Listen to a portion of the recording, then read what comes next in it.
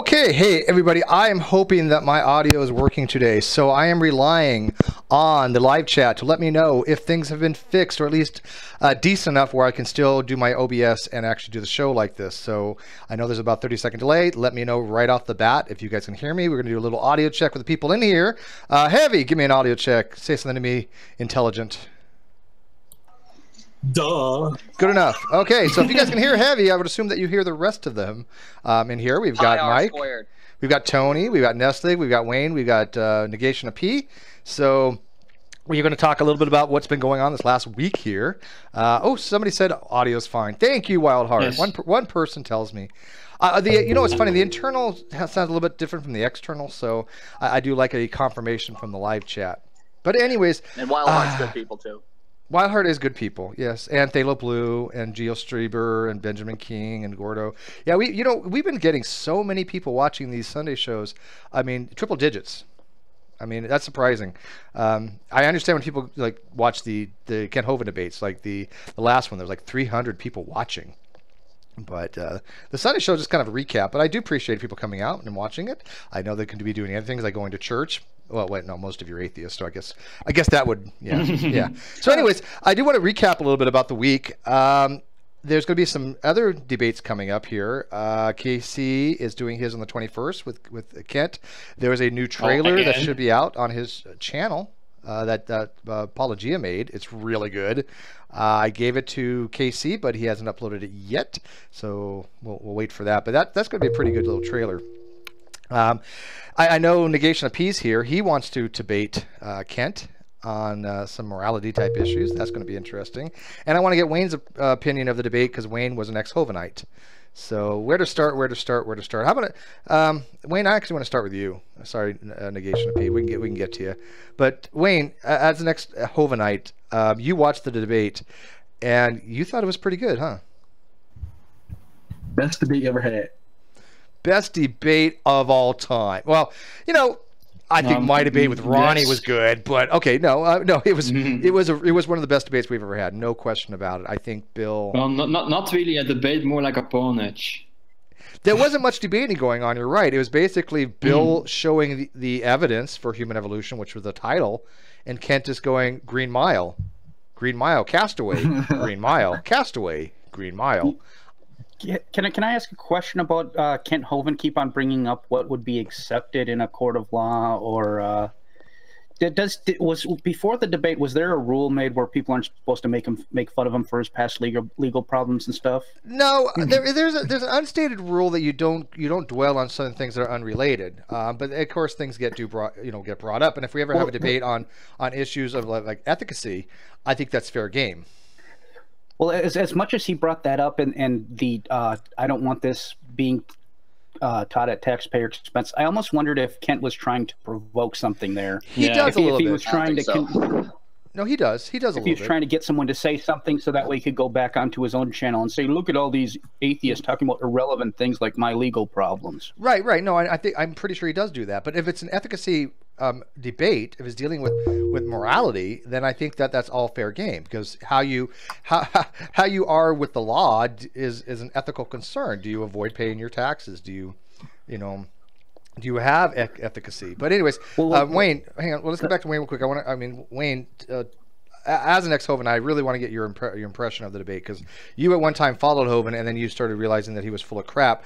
Do you think this video would have a similar effect on other people that still? I think it would. I think the one thing it probably might be missing is Bill basically explaining, like, you can keep your religion and you can accept the evidence and you can accept the science. And I guess if he touched on that a little bit more, oh yeah, like definitely, like a lot of people would be more willing to accept it. But I think it's not the evidence; it's the fact that the creationists on their end, they of course try and paint evolution as atheistic. They what is it called? The Bill Johnson approach, right? Phil Johnson approach. The wedge strategy. So, the wedge doctrine. I think if he, if he touched on that a bit more, like absolutely, like I think like people would have changed their mind on the spot, because he showed the evidence, but I think he missed the mark where he didn't like fully connect it to like like the theology and stuff like this. So maybe like if Hovind debated like a theistic evolutionist or something like that, the effect would be a lot stronger. Yeah, no, I hear what you're saying. they definitely do need to extricate atheism from evolutionary theory. There's nothing relating to the two together. It's some ad hoc connection that these people are forming just to make it sound like it's such an evil thing. Oh, you don't want to accept evolutionary theory because then you're an atheist and then you're under Satan's dominion. That kind of nonsense, right? That's their argumentation style.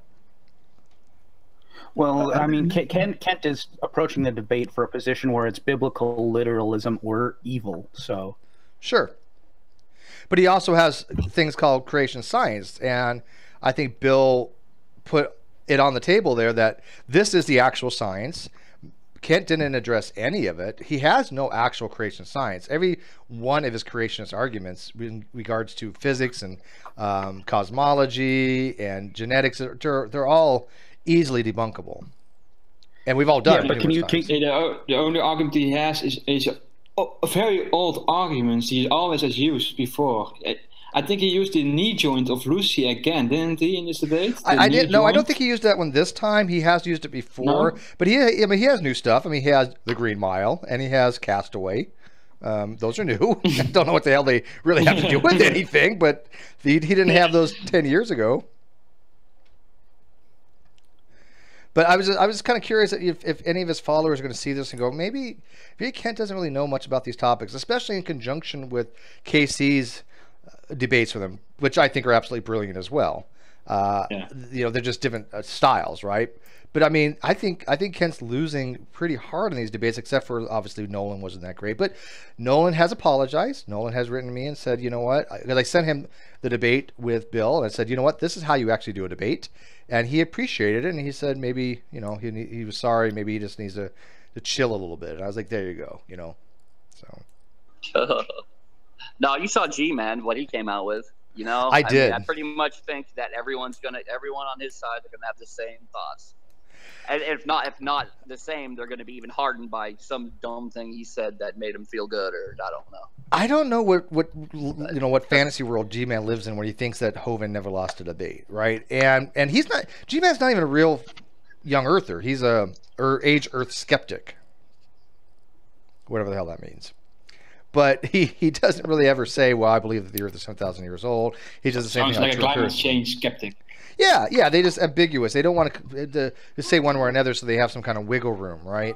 Yeah, that skeptic. That word skeptic gives them that little room that they have, and it makes them sound legitimate.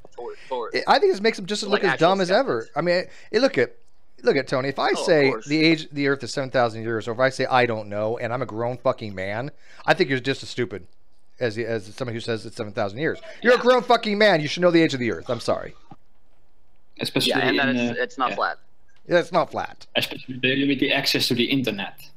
Right. I mean, if he doesn't understand the reasoning why the Earth is billions of years old, then he shouldn't be saying he's going to be making videos on these things, right? I mean, G-Man literally said, "Oh, I'm going to be showing you guys actual science, and you think I'm stupid in science." It's like, well, yeah, I think pretty much that's the general consensus. I mean, 99% of everybody I know that has a education in science thinks you're a dumbass. So yeah, that's pretty ubiquitous, don't you think?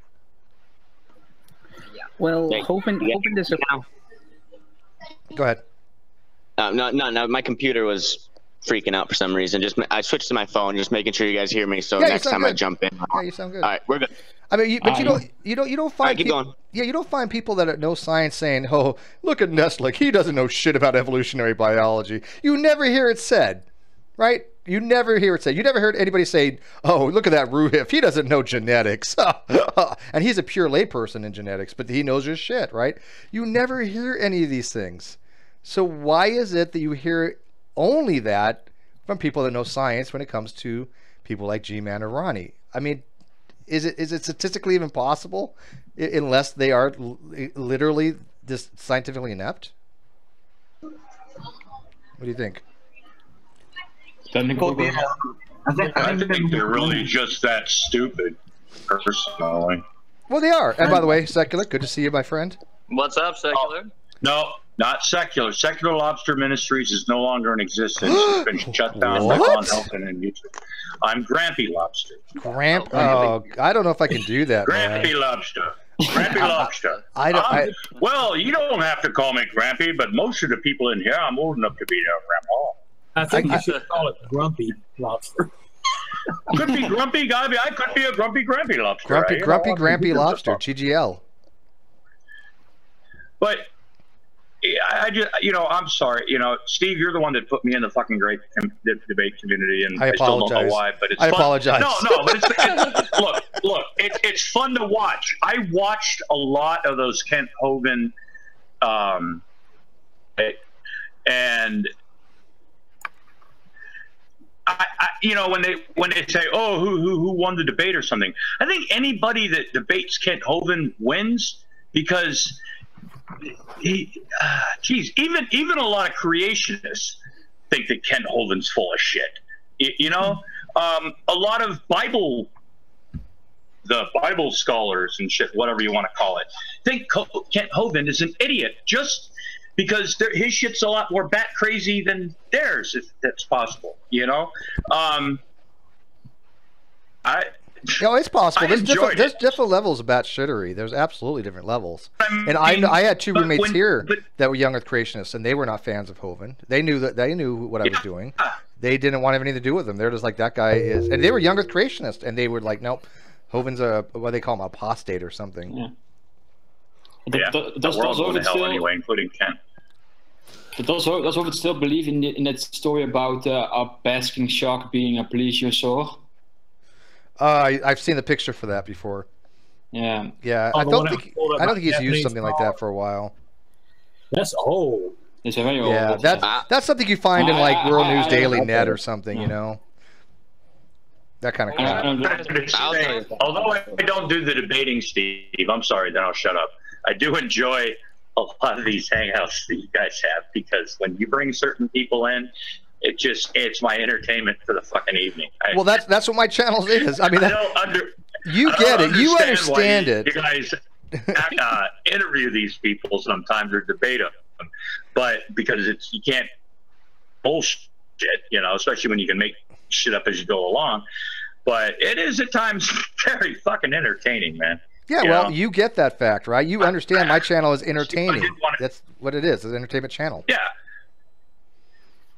I'm not listening to news or anything. Still since what's that? G-Man pwned you though. If you've ever gotten over that part yet. G-Man pwning me? When did that happen? Mm-hmm. Well, he proved no. He called you. He made you a liar.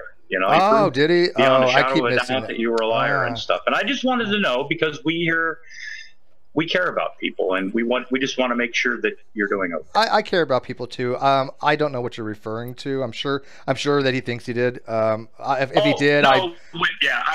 If he proved me to be a liar, then I humbly throw myself on the mercy of the great debate community, and I'll take my my punishment like a man. Hopefully, be a little bit of sexually involved. That'd be cool.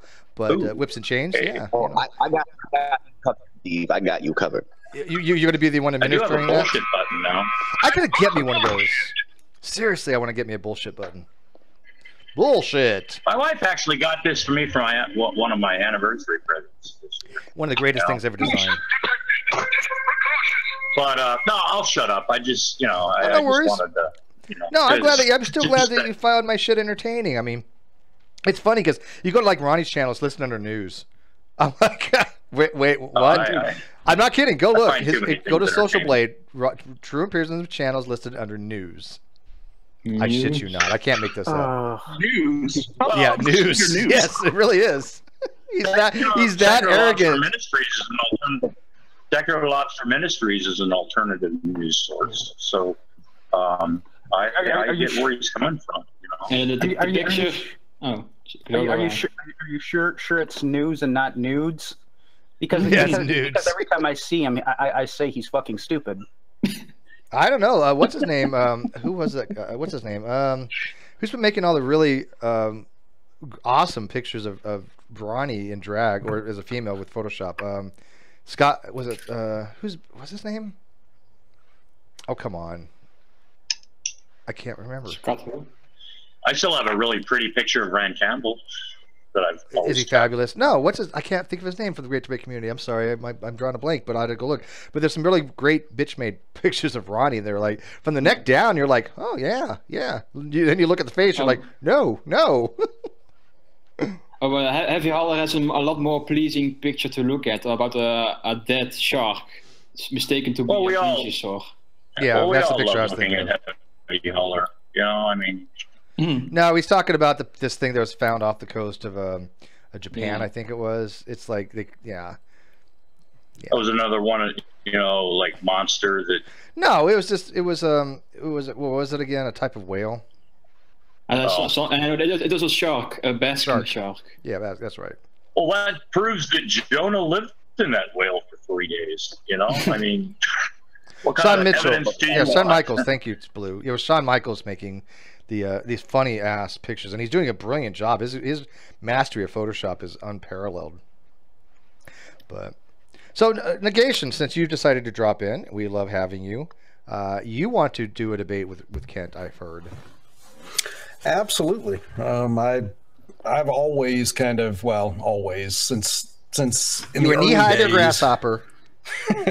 well, in my early days in YouTube, which I hate to date myself, but has been well over a decade now and 3 channels ago, he, let's say, always has rubbed me the wrong way. I can't, because of my background, my wife's background, I consider myself an educator. Well, I mean, I end up doc dropping myself more than anybody else, but I mean, I've been in education in from elementary school all the way up through literally college. So basically, you have to clean up his shit. Well, it's just I don't like him using letters behind his name that he has absolutely no right to use, in my opinion. I don't like him trying to bolster his arguments by claiming to have taught high school physics for 15 years when he has never taught a day in my opinion, any accredited institution whatsoever. It erodes away from real educators. It makes people who have put in the time to get those letters. It diminishes their work. It diminishes what those letters mean. And because of my personal experience and knowing exactly what it takes to get those letters, it, for lack of a better term, pisses me the hell off. And I've always had a problem with him from an ethics standpoint. That being said, I can think of no better person to test my ethics arguments against.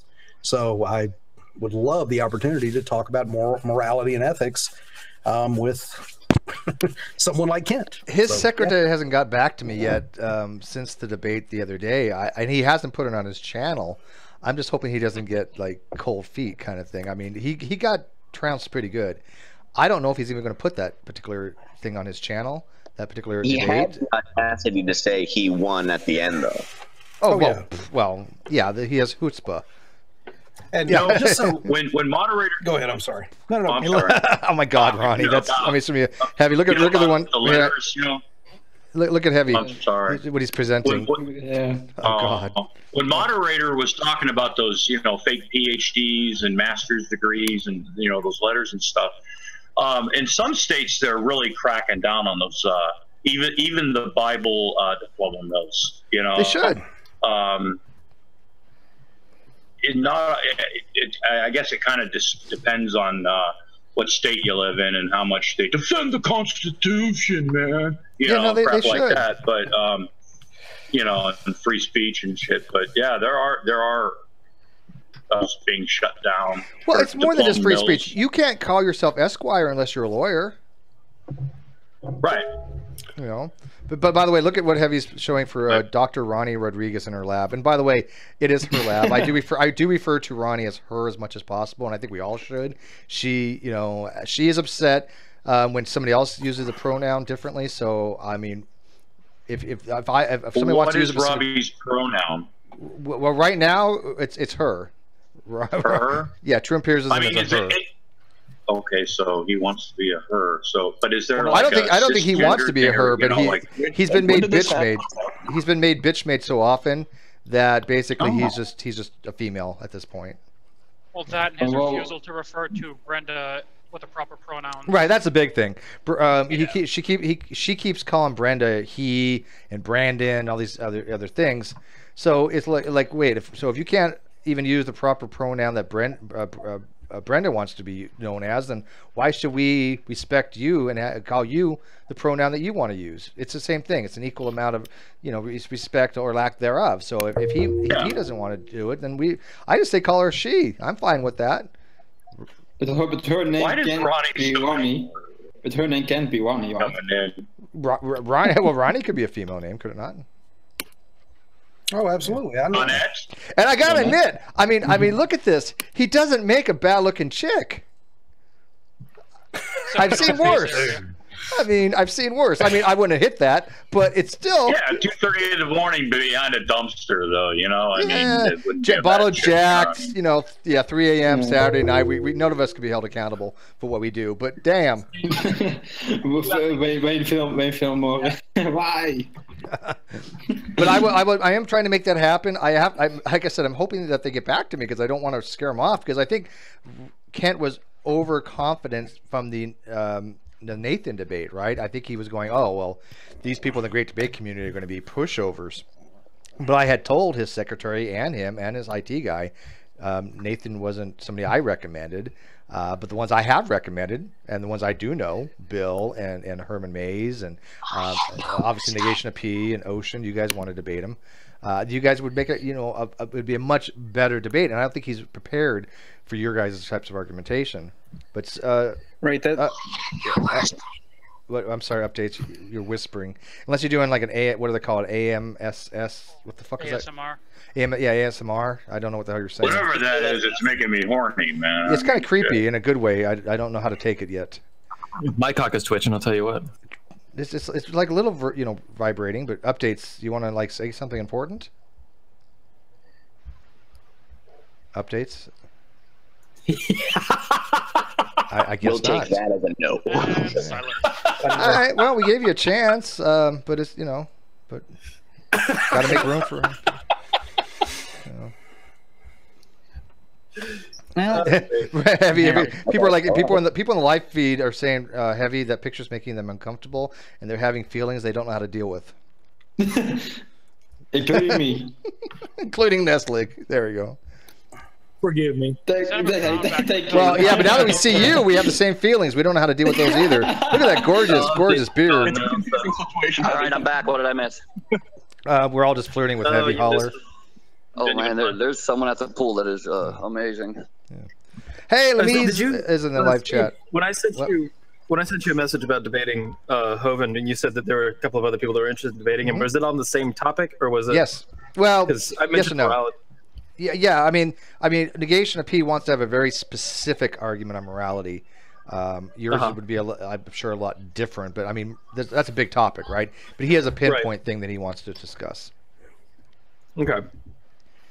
That'd be interesting. What are you advocating for negation of P? Moral realism or moral relativism or something else? I'd be going moral anti-realist. But I'd also be going I'd be running a counter-affirmative on the structure of morality.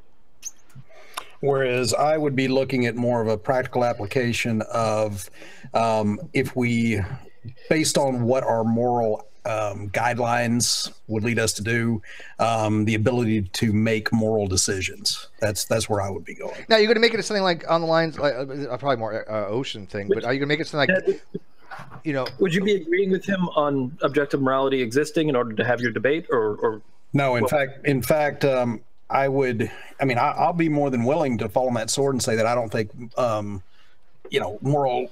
From a moral standpoint, there is no objective right or wrong, and actually, to me, that's a baiting tactic. I want him to take the bait. I want him to go into that as far as, well, then, killing kids is okay as long as we, I absolutely want that. That is a major.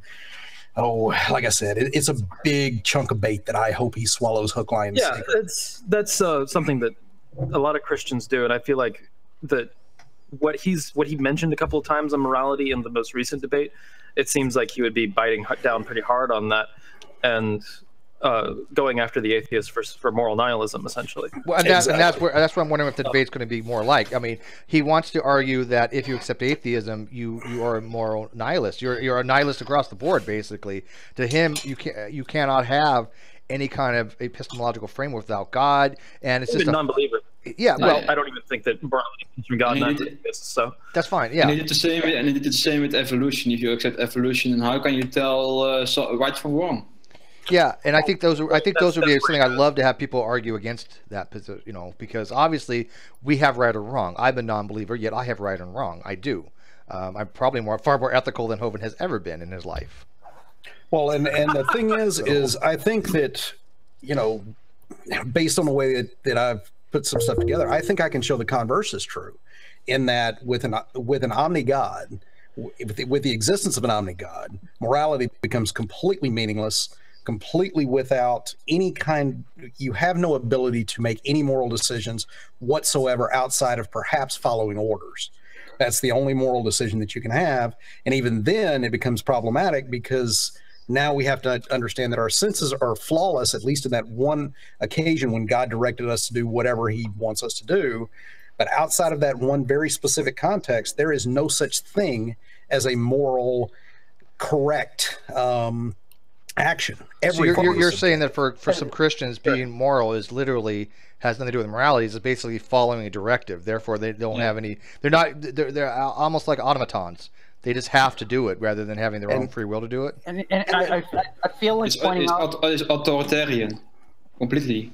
Well, it's definitely authoritarian. It's not really authoritarian, but it's an incomplete authoritarian. Well, no, it is authoritarian in a way. I mean, in a way, it definitely. I think it is authoritarian.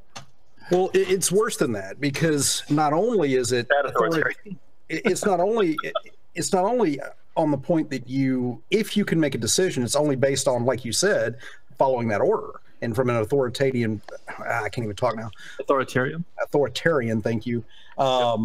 Perspective, but you can never know that even at that point, if the decision that you made, unless you want to believe in divine revelation for specific actions, you can't know that that's right ever. There's no way. Argument. What's that? The interpretation argument, where it's how can you tell that you have a correct interpretation of the law? AKA that's the Joe Sonseed argument. That's part of it. Joe Sonseed and Engstrike. Right. That's part of it. But the conclusion, or the premise, stems from the problem of God being omniscient, God knowing all good, God having a plan, and therefore being an omni-God. He could never, and if we do what the Christians do and assume, or we mandate, that God is constrained by being all good, everything that happens or he allows to happen through his omniscience has to be the not only the good but the best of all goods, then all of this suffering in the world, all of the quote-unquote negative actions are all part of his will and plan, which completely changes that to there's no such thing as evil. Everything is good because it follows God's will and plan, and we know God cannot do anything evil or wrong, so it has to all be good, no matter from our limited perspective what it looks like. Yeah, that's more of a Gnostic position. I don't know a lot of Christians who would agree with that, but why don't you just say, like, God uses everything for the greater good? Like, God can, of course, use evil for the greater benefit of future events. Then evil's not evil. Exactly. Which if evil's being used for the greater good, it's effectively if God good. uses evil for good. It's good. Then it's not. So are you saying that the ends justify the means?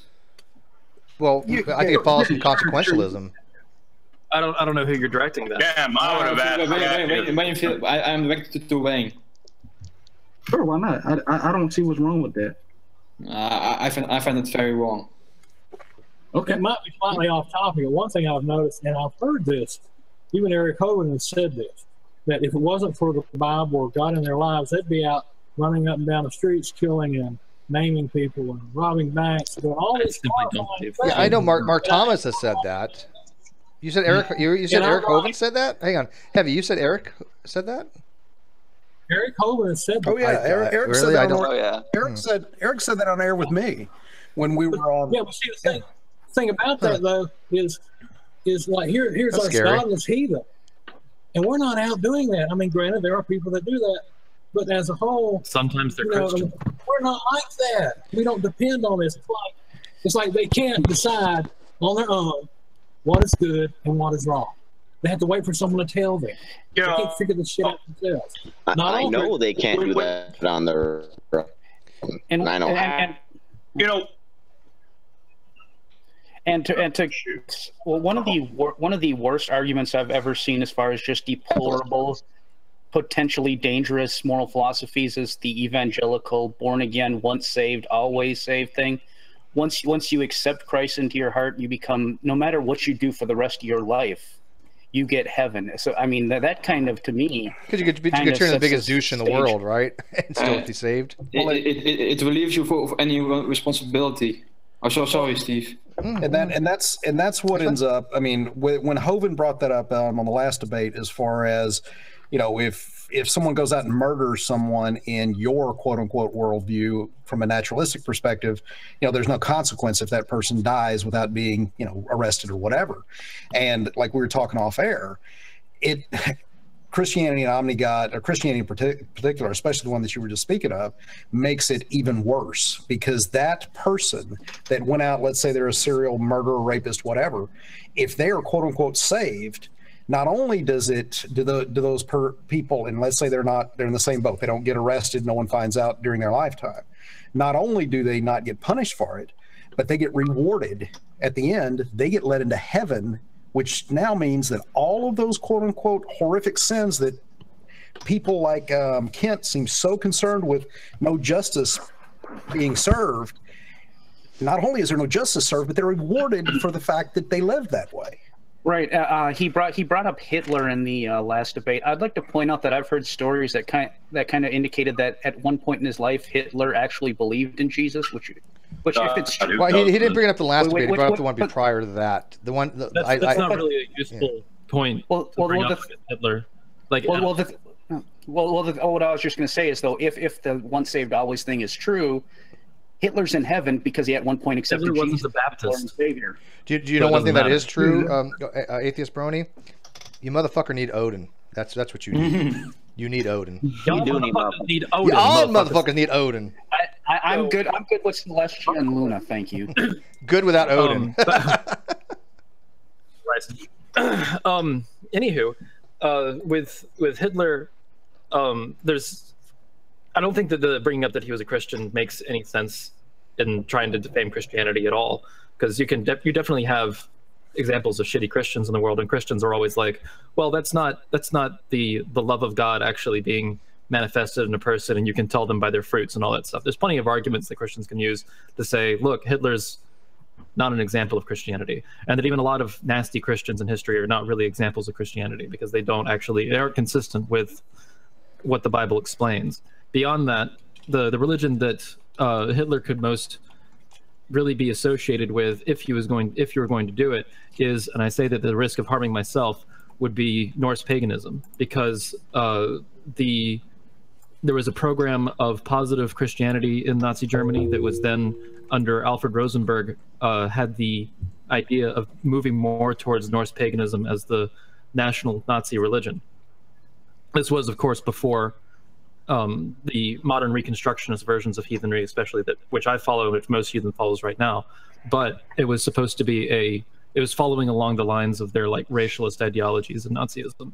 So Christianity pinning Christianity or atheism on Nazism doesn't really make much sense either way. Yeah, I think you have a point there. I don't know even why it would even be introduced. I mean, obviously, I know Ken's trying to use Nazism as a way to get to somehow, genocide being selective, survival of the fittest, which is a misinterpretation of what that actually means, and all this other shit. So it's one big slippery slope argument that just goes from one non sequitur to another.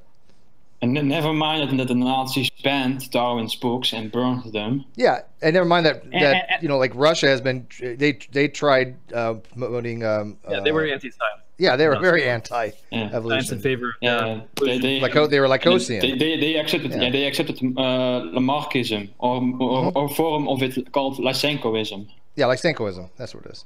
Yeah. Hi, Lemise. Welcome. Is your mic working today? Use sign language if it is. Maybe. I don't know how much of a delay there is between us and Lemise. Wave hi if you can hear us. Hi. Okay, there we go. Can I be heard? You can be. Okay, good. Okay, can I be heard now? Right? Yes. You have the floor. Okay, good. Okay, good.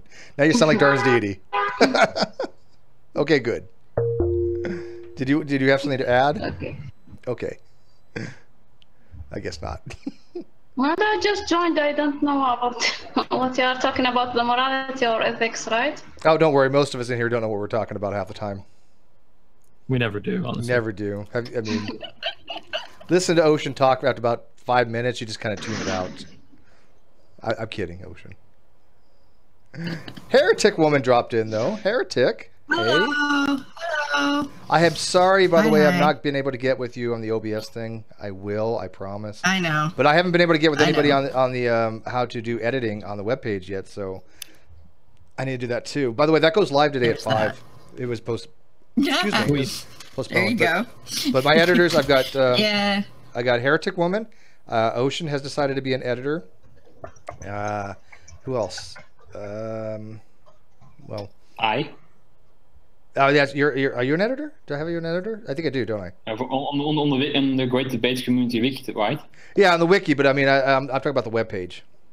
Oh, no, then not. Yeah. But after that goes live, I got to show like 6 people how to upload stuff, so they can upload content every week, you know, relating to their particular area, like philosophy or theology or whatever. Right. It's not that terribly complicated. Hell, I figured it out in a day or two, you know. Yeah. So. Oh, I pulled up OBS the other day, and I'm like, I don't get it.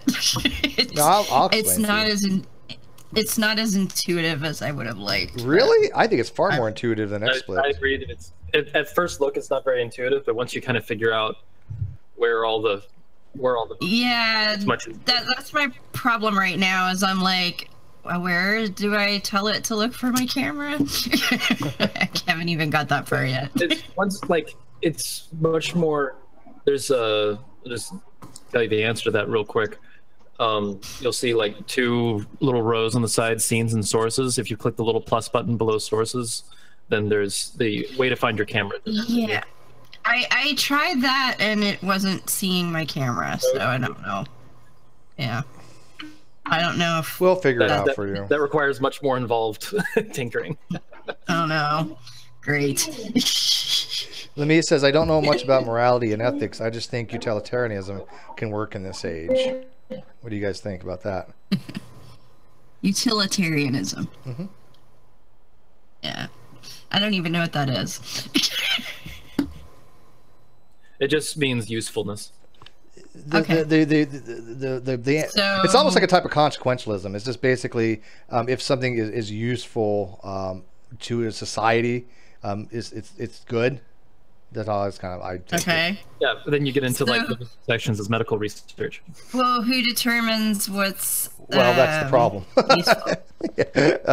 You know, generally it's a collective thing, right? I'm sure people would think my ass is unuseful, but you know. Well, I mean, we do have people in charge that do that, but there's a point where you say, okay, look at it. Let's say Heretic Woman is a complete waste of space, right? She has nothing to add to society. Yeah. Do we harvest her organs that'll save 20 PhDs? You know? Yeah. That's kind of what it ends up being. Do we, you know, the ethical issues? Is she more useful that way or not? Is she more useful that way? You know what that reminds me of? It reminds me of the Fremen and Frank Herbert's Dune. Like, oh, do we harvest their water because that's more useful? Well, there you go. Oh, God. Yeah. Mr. Intelligent Design dus zet het kind van de debate. I know, he said that the other day. Yeah, we know. We should go to a Lord of the Rings. Edgar is delusional. We all know this. He's funny. He's like the little crazy uncle that we all have in our family tree, that you can't take seriously, that, you know, drinks his own pee or something. He's a nice guy, but he just obviously doesn't know what he's talking about. I have a very important announcement to make. Bill Ludlow has uploaded his opening from the debate. I put the link there on the side if y'all want to post that in the main chat. Nice. Yeah, I post in the yeah. Can somebody post that? Okay. Yeah, no, I'm glad he did. I had asked him if he's going to put it as a separate, video or something, just with the presentation. which I'm glad that he did, because that presentation was just par excellent. You know. Yeah, it was good. Yeah. As I was watching that, I kept on thinking, "Oh God, Kent's in trouble." I think Kent knew he was in trouble too. Kent was in boiling water by the end of Big Buddy's presentation. As I was watching it, Jesus. You were watching Jesus? No, I was watching him. Yes, I was watching Jesus. Hey Zeus, was he mowing your lawn? Well, the topic of the debate was, is there evidence for human evolution? And I don't see how anybody can say Bill didn't bring evidence for human evolution. There was clear evidence. I mean, that's the tip of the iceberg, right? I mean, that's a fraction of the knowledge out there. None of the specimens actually reproduced with water. Well, we don't know if they had offspring. That's what I was going to say. Can you prove any of those individual situations had children? That I think is one of the dumbest. I think that's one of the can... dumbest things that he has ever said is, well, we don't know if a fossil had children or not. Who cares? What does that have to do with anything? Yeah, I don't understand why that's an objection. I don't even get why it's an objection either. I think where he's going, But I do think that was a missed opportunity, because all he had to do was fall back and say, maybe not those specific individuals, but we know that population did based on our genetic markers that we share with those individuals. So yeah, they did procreate at least enough to where we would be in that same lineage. Well, the population did, right? But Kent's argument is, well, if you find a fossil, how do we know if that specific fossil had offspring? We don't give a fuck if it did or not. We know that it had parents. You don't have to know that. And we know that. Well, hang on. Nessie, Yeah. there's two things we know, right? Right, Nessie, there's two things we know. We know that one, that fossil had parents, and we know that it was not the only member of a species. Those two things are facts, correct? Yep. Yep. So that's really all we need to know. But transitional forms are not identified by their ancestry; they are identified by their characters. So you don't have to know whether they have children or not. Yeah, it makes no difference whatsoever. And even if all the fossils in that species died out, they're all no longer extant or whatever. I mean, it has no effect on anything because they're all branches. We branched off. We could have branched off long before those particular fossils.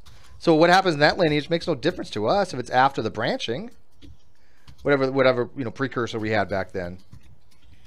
But I don't think Kent really thinks in that way. He doesn't think of this branching process, right? They all think in like short 1,000-year bursts, if even that, maybe like 100-year bursts. I don't know. Yeah, instant shockers like, what? Kent doesn't understand science. I know, it's a big shocker, isn't it? Whoa. Yeah, I know. Well, I don't know too many younger creationists that do. Far in life, pretending though, that's the scary part. But I do got some good news.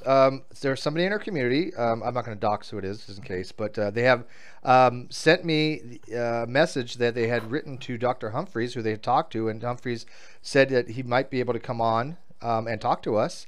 And I kind of, followed up on that. So if we can get Dr. Humphreys in here, who's a young Earth creationist that does know something, I would be thrilled to death, because it's very hard to find young Earth creationists that know a damn thing, right? So I'd love to get. Well, how do they stay a young Earth creationist if they know something? That doesn't compute in my brain. Cognitive dissonance for the most part. Diplomat 655 says, "Hi Steve, would be happy to chat with you if you fancy it." Ooh, I like that. I fancy it. I do actually. Send me a message on blah blah blah Twitter, and we can arrange something. I will do it right now if you want to come in. I can keep talking, guys. I'll send the link right now on Twitter. As far as being a young Earth creationist who knows things, I mean, Isaac Newton had some pretty fucked up ideas on religion, but he also was pretty brilliant in other areas. So there's plenty of room for being smart in one way and dumb in another. Well, no, I wouldn't say no. See, hang on. I wouldn't say Newton was dumb for having theistic beliefs. First of all, you're never dumb for having theistic beliefs. But second of all, that's the way it was back then. When you got an education, you learned theology as well. They went hand in hand. So you can't say it about Newton's theological beliefs, because that's what he was taught, from an early childhood. What he would think today, we have no idea. That's like when theists come up and they say, well, so-and-so scientist from 50, 70, 80 years ago was a theist. I'm like, yeah, so was everybody. Yeah, so was everybody. Yeah, it makes no difference. But come to think of it, as you mentioned that, did anyone pick up on the fact that Kent Hovind is, during the debate, proudly espoused using 1800s science textbooks? What? He talked about he had science textbooks going back to, like, I think the 1870s. Well, he doesn't realize science You know, a lot of progresses. the sources are from way back. You know, like what 50, 60 years or more, maybe. But again, he doesn't realize that That's one science thing I don't- progresses. Well, that's what I don't understand. Is he had? I mean, I hate to put it this way, but he had 10 years to sit there and do absolutely nothing but get caught up. He could have. He could have literally got an honest degree in that time that he sat there, and apparently did little to nothing. Well, again, people make they acknowledge that he makes a living out of being confused, right? He makes a living out of being uneducated. I don't think he could do this if he actually had an education. I don't think he could. By the way, Diplomat, I just sent you the tweet. You're more than welcome to come in. Yeah, I fancy a conversation. Sure, we love talking to Young Creationist. Yeah. Did you guys ever read Hoven's quote doctoral dissertation? I have multiple it's times. a requirement. Yeah. We have certain requirements to be in the Great Debate community. That's one of them. Ken Hoven. Yeah. On the wait, hang on. On the webpage, we're gonna have a required reading. It's gonna be like like Neil Shubin's Your Inner Fish. It's gonna be like I don't know, whatever. And one of them is gonna be, I think, Hoven's dissertation. It's gonna be required reading for anybody in the Great Debate community. Hey guys, how you doing? Good. There's the man, the myth, the legend. The other thing I think is interesting is that if you look at his doctoral board, as far as the people he had to sit in front of and defend his thesis, number one, he never did. Yeah. Number two, there was only one even listed. So it's, I mean, the more you start digging into this quote unquote doctorate, it's just infuriating to people who actually have done the work. Oh, there's my hero. Hey, Bill. Yeah, I got some muting. Hey, how you doing, guys? From the intellectual rigor I see from Kent Hoven, I imagine his board basically looked at the first sentence. Well, it says your name is Kent Hoven. That checks out. Approved. Yeah, approved. Yeah, exactly. No, but these weren't even accredited got that courses. part right. Well, because it's like people I've talked to that said, well, XYZ is in the Bible, therefore everything in the Bible is true. It's like, oh, well, his name's right. That must mean everything else is true. Well, by the way, if you guys didn't know this about that. Wait, one second. If you guys didn't know this, his debate, Bill's debate, was actually on Trendalizer. It was trending. Oh wow! Yeah. Cool. The thing that I've is seen that debate pop up a number of places now. It's interesting that it's spreading like wildfire. Yeah, as it 4,000 hits in 2 days I mean, is that was- amazing. Go ahead. Sorry. Yeah. I myself have shared it around on a few Discord servers that I follow. You know, a lot of people have asked that I do the opening presentation separately, and I did upload that last night. So it's on my channel. You guys are free to share it, use it, copy it, upload it, whatever. But it's about 20 minutes long. Awesome. It's just the opening presentation. So I think that's probably. I think it eventually be my most popular video. If it already has almost 5,000 hits in 2 days, and right now my most popular video is 10,000, which is, I don't know, a month or two old, then obviously if you do the math, this one's on track to be greater than that at some point. So you could very well be my top video, Bill. awesome. Anything from Kent yet? Has he uploaded it to his channel yet? Nope. I haven't heard back okay. from his secretary yet. I messaged the secretary about other debates, and obviously we got King Crocoduct on the 21st. I needed some confirmation in regards to that too, but no, they've been really quiet. So they're probably licking the wounds. Okay. Yeah, I realize in going back and listening to it now, I missed a couple of opportunities there. I mean, he mentioned giants, and I really should have, gone after him on that. But at the time, to be honest, I was listening to what he was saying, and I had a bunch of slides prepared in advance for things that I really thought he was going to say, which he did say 90% of them. So I was trying to put those in order, and I missed a couple opportunities there. But remember, you only have 90 minutes, so I think that you use the time wisely. Yeah, I didn't even mention the Piltdown Man, Nebraska man, and I did have just a quick thing I was going to say about that, where the image came up, and I mentioned that basically anybody that brings those up is not discussing evidence for modern evolution, and there's another reason they're doing that, and then again with the big X through it, the next slide. So, but I missed a couple opportunities, but all in all, I thought it went pretty darn good. So you did outstanding, and I think. Can I add? Well, I'm sorry. What, Edgar? Are you trying to speak, Edgar? Yeah, I'm trying to tell to Bill that Bill is trying to explain a fantasy in science, not in reality. Well, Edgar, hang on. 99.9% of every human being on the planet that knows science disagrees with you on that. Because remember, let me finish. Yes. You can't just say that's not true, because that is true. There's no scientist out there there's no scientist out there that is not a younger creationist or intelligent design advocate that would say that what Bill had was wrong. Anybody who teaches the subject would know that he did an amazing job. And you just throwing it out there saying, well, it's fantasy, is nothing. It means nothing. Unless you can demonstrate it. Specific. Yeah, let's have a specific. But I tell you what, I've got hang on, I got to go for like 5 minutes at most, Bill. I'm going to let you take over. Okay. Yeah, you can take over, Bill, and you run it the way you want with Edgar. I don't care. But for 5 minutes, I will get back, okay? I've only got about 15 before I got to run. All right, well, go play with Edgar for a few minutes. Go ahead. Okay, well, can I explain to Bill? First, Bill, the topic that you had discussed is about evolution, okay? Not about the reality. So in that debate, on that debate, you had already won, okay? Because you are talking about fantasy. But what Kent Hovind is trying to tell you and to tell us is that he's talking about reality.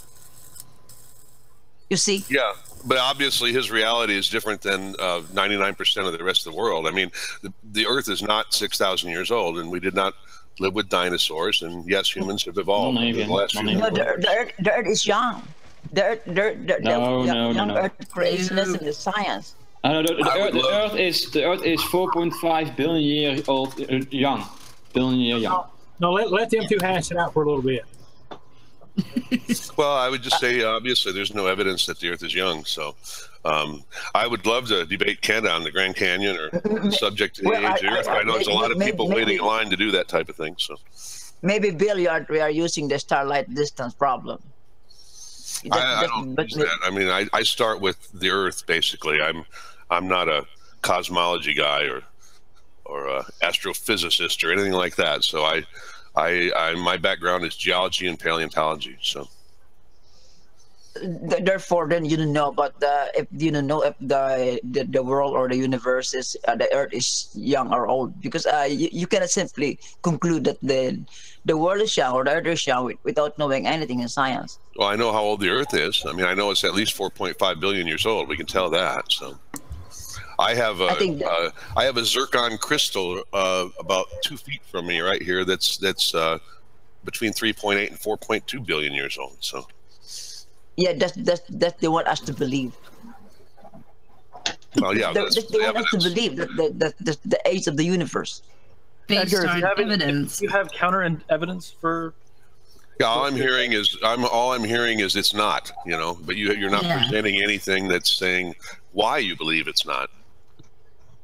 Well, first, it will take a long time for us to debate the age of the universe and the Earth. But what I'm trying to say to you today here is about your discussion about Kent Hovind and you about human evolution. But if you would like to discuss anything in science about me, just give us a time, not for you and me, and let us discuss that like a debate or discussion. Is there any basic bit of evidence that you would be using to contend?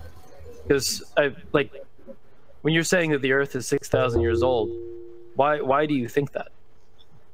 It's very simple. The reason why people are saying that the universe is old because they are using the starlight problem. No, that's not the only one. Their best argument is the starlight problem when the light just assuming that. And I also need to point out, you haven't actually pointed what makes it wrong when they say that. All you're doing is saying that they're wrong. You're not explaining why or how you know. Yeah. Well, first, remember that if the universe and the Earth is designed intelligently by an intelligent agent, he can make an old universe young. He can make a young universe an old. The problem with that is, if that is true, then we can't tell how old the Earth is, because every evidence we would ever see would point to an old Earth, right? because the reason why you are saying that the universe is old, because you are using only a natural process. You don't know about intelligent process, right? So you just concluded that there is no such kind of intelligent process. You said the Earth is designed to be old, right? Because it is possible, right? It is possible for an intelligent agent who could create the universe, who could design the universe. Can I make something older than it is? Can I make something that is older than it is? Possible. It is possible by using intelligence. How? So in other words, you are making an assumption that has no science. I'm asking a question. How can you make something older than it is? You are assuming. We're not that intelligent. I don't know. Obviously. I got to refill my coffee cup. I'll be right back. Yeah, I just did that as well. I'm back. I had to go do some things. Made some coffee. Because you're talking about people making assumptions, but you're making an assumption that everyone who thinks the world is old or the universe is old is using the same argument, which they're not. And then you're assuming your whole argument based on the existence of a designer instead of looking to see if there's a designer. So you're doing it ass backwards. Yeah, the reality is, Edgar, the age of the Earth is not an assumption. It's a conclusion. In other words, the evidence has been looked at, overwhelming different types of evidence from many, many different branches of science. All of them giving the same general range of the Earth, of the age of the Earth. I feel like the reason why you are using the evidence for the old Earth because you are trying to protect. No, Edgar. No, you are not using intelligence. Edgar, I'm not going to let you. I don't want to go your little intelligence route. Either present the evidence for young Earth, or just admit you have none. I've been presenting this. You know, I have told you that the reason why the universe is young and the Earth is young, because I have told you already. I've told you before that intelligence agent could design a young universe, a young Earth that looks like old. Sure, but that's not testable. It's an assertion. Yeah, that's an assertion. It's an assertion, but the fact that it's an assertion at this point doesn't matter. An intelligent designer could also design an old universe as well. Just as equally. So whether or not there's an intelligent designer doesn't matter to the claim that whether or not the universe is young. So what's your evidence that the universe is young? Right. Why would an intelligent designer try to deceive people and show an old universe? What motivation is it to make it look old? Yeah, exactly. No, not looks old, because it is possible. For example, if you're an agent, no, it isn't why. Because remember that the reason why we are trying to use an old universe. We are trying to bend science to the old universe because we are trying to protect the theory of evolution. Can I point out? No, first of all, Edgar, the age of the Earth is irrelevant to evolution. Yeah, the age of the universe is cosmology. Edgar, because what you're doing basically is just making an assertion that science is now trying to hide information. But what a lot of people have been asking you in this conversation is, what is the evidence for a young Earth? Right. And so far, you've been doing nothing but making assertions against science. What is the evidence for a young Earth? Mm-hmm. No, that's why I've told you, if you would like me to present to you all the evidence for the young Earth, there are many evidence for young Earth, but you cannot accept one thing. There are many evidence for the young Earth. Okay, give us one. Give us one evidence for young Earth. For example, if I'm going to give you, use you the evidence from Jason Lyles. For example, if I'm going to use that, you will not going to believe that. Well, go ahead. Use his evidence. Use his evidence. Go ahead, Edgar. Use Dr. Lyle's evidence, because even he hasn't been able to solve this yet. He has no evidence for a young Earth. He's never been able to solve this problem. So if you can do it, send it to him. You'll be the most famous person. Problem? The Starlight problem. See what problem? The Starlight problem. It was already solved. No, it has not been. Jason Lyle has never been able to resolve this. He has what's called asequatous light, but it doesn't work. No, he already solved it. No, he did not. Edgar, you're just asserting things. I guarantee it. He did not. He has no paper on this. He threw out a conjecture that mathematically doesn't work, and he knows it doesn't work yet. No, I just watched yesterday in YouTube when he explained about the anisotropy convention, because he said it's asymmetrical light. No, it's not anisotropic. It's asymmetrical light. Yeah, because he said that what we are using the speed of light right now is a convention, not the nature of. I'm confused. Is there a piece of evidence that's being discussed? I don't think so. He's just making assertions. He's simply asserting that Jason Lyle solved it. Yeah. Don't object to things that he says before he actually puts forward a piece of evidence, because right now we're just getting what's the evidence? Into the weeds on his assertion. Okay, you know, a couple of evidence being put forward. A couple years ago, I went before Bill leaves. You know. Go ahead, Bill. Guys, thank you. Okay, I had to leave right now. Okay, I have to leave right now, so I cannot talk to you more. But if possible, please give me time with Bill to discuss about meditating in science. Steve. Not today. Why should you have a debate with Bill if you can't provide one? Yeah, I would recommend a Bill. No. You've been here. Yeah. Why would anybody want to do that? I would recommend nobody debates with you, Edgar. Now they can do what they want, but I would recommend highly against it, because you never, ever give any evidence. It's a waste of time, an absolute waste of time to have a debate with you. No. Because in the time you've been here, you haven't been able to put forward one piece of evidence. Not one. No. Not one. Bill debating you would be like an NBA player playing a game of one against Stephen Bill Hawking. is afraid of debating. I would not host that, to be honest with you. I mean, in fact, I got Bill. I would lose respect for you if you actually debated Edgar. It's not worth your time. Edgar, I want to ask Edgar one question. Real quick. I want to ask one quick question. Okay, last question. Okay. No, not last question. I want to ask a question. Not last. Okay. I'm going to share something now in a moment, and I want to ask you, what are you seeing? All right, you got a few seconds to answer. Do you got that?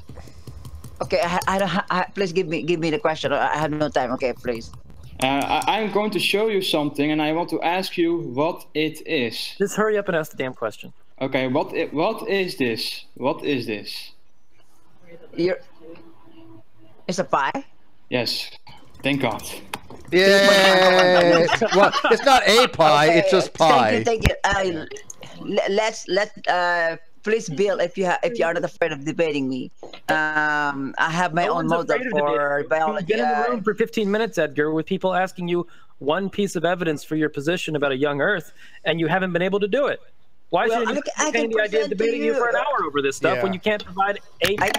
I came here for the debate last time, but now I've had several interactions with you. None of the times there's been any interaction with you. Have you ever? I'm okay. I don't have time. Please give me more. Okay. Of course you don't have time. Please give me time with debate. I want to debate. I will tell everything. This being your pet issue, there should be one piece of evidence. It's like that you can name off the top of your head in a conversation like this, and just say, who's it, what's it in the layers of Earth. Something like that. There are many. Say polonium halos at this point. I'll be like, at least that's something we can talk about.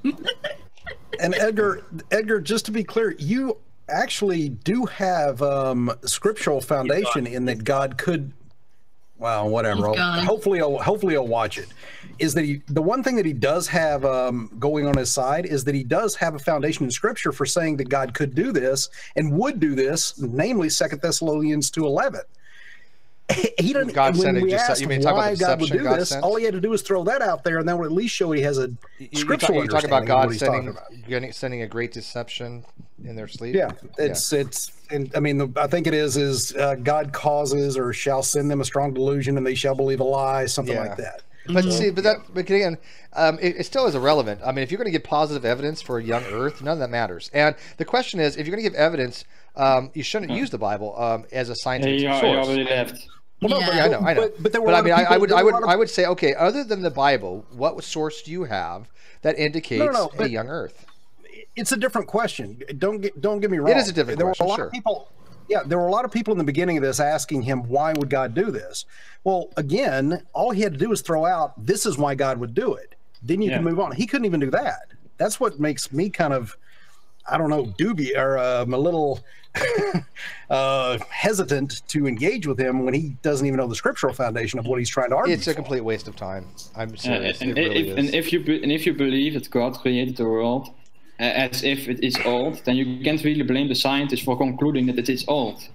Exactly. Yeah. Well, and that's why I want to ask him. I wanted to ask him at some point, do you concede that the universe looks old? And if that's the case, why condemn people for pointing out that it looks old and showing science confirms that it's old? I have 2 points I'd like to make. Go ahead. Is how can anyone say it doesn't exist when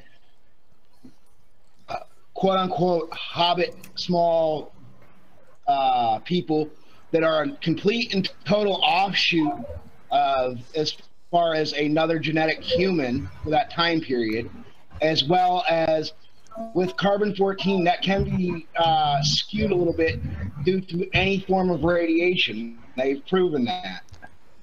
Well, first of all, the Homo florensis.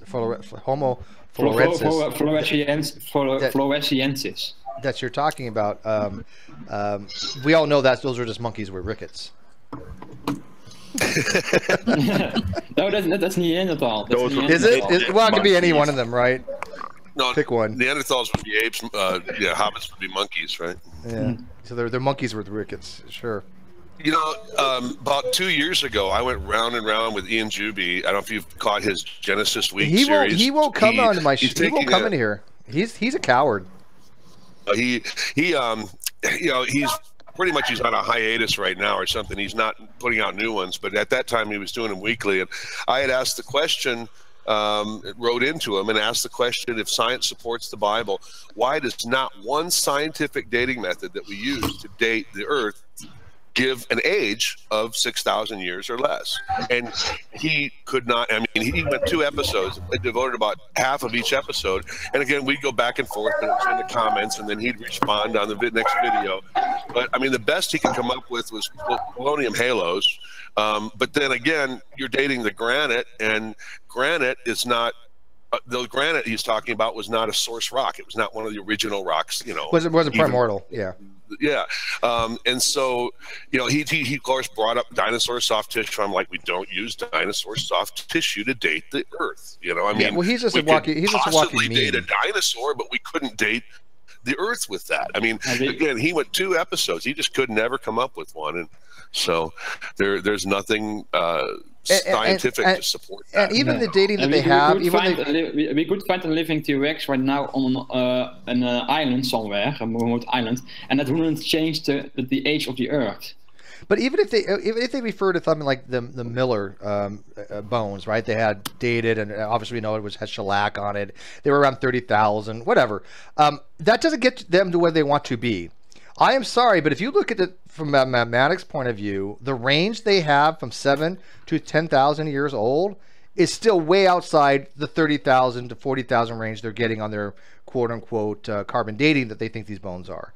It doesn't help their case at all if you cannot find something that's in the range, that's not in the range that you're looking for. They say the Earth is between 7,000 and 10,000 years old. They need something within that range for carbon dating or any dating method to show. Guess what? No. None of them do. Not a single one. Don't have it. Well, it all boils down to basically last Tuesdayism, because now it's 6,000 yearism. Yeah. And that, you know, God created it and made it look that way. And at that point, you can't, because you're fighting magic. I mean, it's pointless. Right, I get that, but Kent originally, as well as ICR and Creation.com, they at least started off saying, look, we believe this, but we should believe that there's science that can back this as well. We don't have to invoke a supernatural causation. We can show you that there's science. They formed the RATE project, remember, right? And that came out completely flawed. They didn't indicate what they were trying to indicate. So if they're trying to show that science shows the age of the Earth to be 7,000 years, where is that evidence? Because I've seen nothing. And how long have I looked at this stuff? Everybody in here has looked at this stuff. We have never seen a shred of evidence of anything that shows a 7,000 to 10,000 years old Earth. Just nothing. Literally, we even have trees, or at least clonal trees, that have three wings adding up older than 6,000 years? Colonial trees can get over 10,000 years old, sure. Yeah, why would God make trees with tree rings inside them that point to an Earth older than 6,000 years? It doesn't make any sense. I also feel like it's worth pointing out that a lot of the earliest evidence, a lot of the scientists who got the ball rolling were actually like, as far as motive, were actually trying to prove the existence of God or prove the Bible in various different ways. Yeah. So their motive was actually it wasn't some like big anti-God conspiracy. It was a pro-God agenda, and they just came out with a different conclusion and just agreed with the information that they found. Yeah, it was. If I remember right, I'm sorry to interrupt. If I recall, geologists, they were out, doing their geology thing, and they were trying to find evidence for the flood in the geological. They never found it. By the way, a lot of people at church today or something. What makes me laugh is the idea he came out with. Well, you just want to hide, intelligent design and protect evolution, like that's somehow evidence. It always seems to boil down to a conspiratorial thing with all these guys, right? Flat earthers, young earthers, it doesn't matter.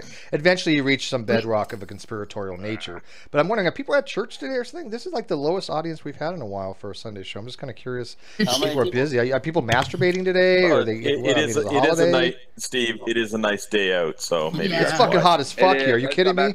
No, you don't want to go outside where I'm at. You were liquefy. They're all at the water park. I'm in Florida. I thought it might be officially masturbation day or something. It's raining here, so. And I've only been awake for an hour or two, so. Yeah, it's over 100 degrees here, so. Yeah, no. Which is still relatively cool for this area, but. Carbon dating screws the factors with the amount of. You're breaking up. You're breaking up. Yeah, we can't hear you. Theories, turn off your cam and turn down your bandwidth, and you'll probably come in a little bit clearer. Just the little bars thing at the top, click it, and then just drag it all the way over to audio only. You'll come in much clearer.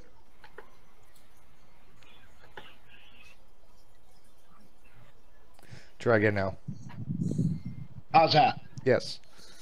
Better. What I was saying is radiation skews carbon dating because they have proven it by carbon dating material and rocks from highly irradiated areas can actually make now. Well, that's not exactly what's the case going on. Let me stop you right there because you can't carbon date rocks because carbon dating works on organic material. Yeah, you don't. Yeah, there's no fucking carbon in them. Yeah, Lemeze, your mic is pick up a lot of background noise, Lemeze. That's why people have been muting you. But yeah, you don't carbon date rocks. But the thing with carbon dating is there are some things that will skew it. For example, like the nuclear testing in Nevada, that skews it by a factor of 160%. But we actually know that. We actually know because of all the radiological testing with these bombs, it actually has skewed the results. But we compensate for that. They're called error correction factors. A couple other ones are the differences between like Libby's half-life compared to what the standard half-life of carbon-14 is. So it's like a 2% difference there. And there's also the reservoir effect. Right. Yeah, so we compensate for all that stuff, but radiation itself generally is not going to change.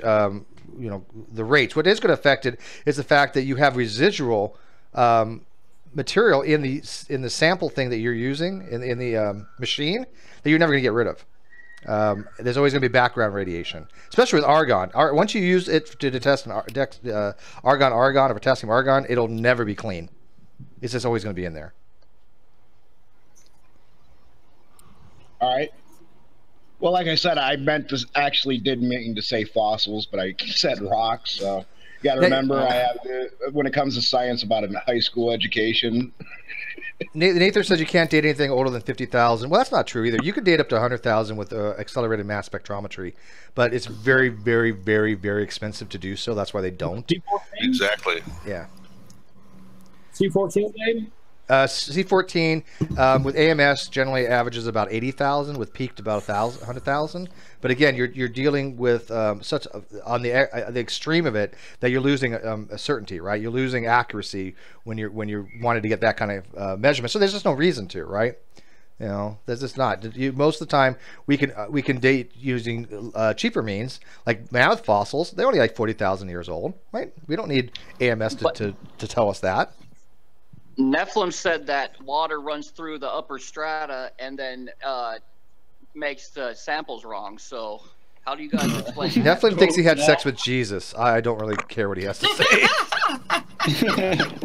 Tony, Nephilim Free also believes that glaciers are part of a global flood. Yeah, of course. And Luna because glaciers are made of water, and water is what causes a flood. Well, it makes complete sense. Right.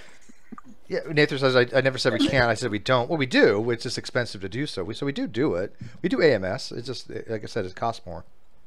Yeah. Yeah, they don't seem to understand when the ice on land melts and goes into the ocean, that the ocean will rise. They think all the ice is in the water already. I don't know. Well, I mean, like look at the land sheet that just broke off, the one that was the size of the Delaware. You know, that's not going to raise sea level, obviously, because it's already, you know, it's already taken account the size, right? It's not unless you have something falling off land that went into the water. Now, if that ice shelf was on land, like a glacier, and then it fell into the ocean, that would suck. Then you'd have a problem. Then you have a problem. But it's just like, you know, if you have ice cubes in the water and they melt, it doesn't change the or they break apart, it doesn't change the sea level. Yeah. The Daily Show, Jon Stewart did a good example about that. If anyone saw that one, they'll remember back in the day. That was a good one. I miss Neffy though. Neffy has not been in my room in years because he got ran off so many times with his tail between his legs, and now he just lives in this little fantasy world. He doesn't really stream anymore, and I kind of feel bad. I do miss him in somewhat. I mean, the dumb fuckery he had was unparalleled. I know G-Man comes close. Yeah, he had some good lulls. He has some real good lulls. The ice that's already in the water, its volume is actually bigger than the water it will eventually turn into. Yeah. But it floats because it's less dense. But did you guys think it'd be fun if Nephilim would come back and join us and talk to like Nestlig or Bill? I mean, I would be thrilled. No, please no. No, Steve. I want to see. Nestlig. Hold on, Nestlig. I want to see at least a conversation or discussion. Maybe not a full-on debate, because I know both of them probably can't handle a debate. A discussion between Nephilim Free and Mr. Intelligent Design. I would pay to see that. I would do a pay-per-view. Steve, we will hunt you down, cut your internet, and protest. I would revel in this, man. I would force all you motherfuckers to watch that. Yeah, that would be. Yeah, well, you would have to open up a new Lowell's channel. Or even I'm thinking Ken Hovind and Mr. Intelligent Design. Yeah. Yes, I want to see that. But see, Kent would just leave. He'd be like, "This is a joke. I'm out of here." Yeah. It is dumb versus dumber, and the question is, who is dumber? That's the greatest thing. I mean, the dumb versus dumber debate. I mean, that's like watching true debate G-Man. I would love that. I really would. They need to find something to debate on. Here's the problem. I don't think Kent would run away. I think he would. Because, you got to understand, as soon as Edgar starts using words like intelligence and intelligent design, just his name alone would lure Kent into the idea of, this guy's talking intelligent design, which has similarities to young Earth creationism. So I think the guy's actually kind of agreeing with them, just on a slightly different model. Kent would be like, son, you don't know what you're talking about, and this is and he'll sit there and try and correct them the entire time. He won't run away, but his script gets thrown out the window. I think he would be gone. I think he'd be like, this is just a troll setup. And he wouldn't believe this, that Mr. Intelligent Live actually believes this stuff. As soon as he says satellite. As soon as he says Agent Stone equals satellite. Yeah. Agent Stone satellite. Problem solution. Starts dropping eggs. Hey, but you know what? We all could be wrong. Mr. Intelligent Design could be the most brilliant man on the planet, and we're just not smart enough to understand. No. It's possible. It's possible. Come on, Nestling. It is possible. Christian. Yeah, come on. We got to admit the slim possibility. Okay, probably not. Come on, Nestle. I don't have to admit the probability matrix. What is the probability from 0 to 1? There is exactly zero probability of that happening. Okay? It's a non-zero probability. Yeah. It's about as close to an infinitesimal as you can get in the reals. Because you can't have infinitesimals in the reals, but it's close enough. But that would be a debate I'd like to see. You know. I'm stuck over there listening to Reds, listening to Tim Osman and all them, and this Morgile guy. God, I can't get out of the flat Earth scene right now. It's killing me. I've left it. I'm telling you, Tony.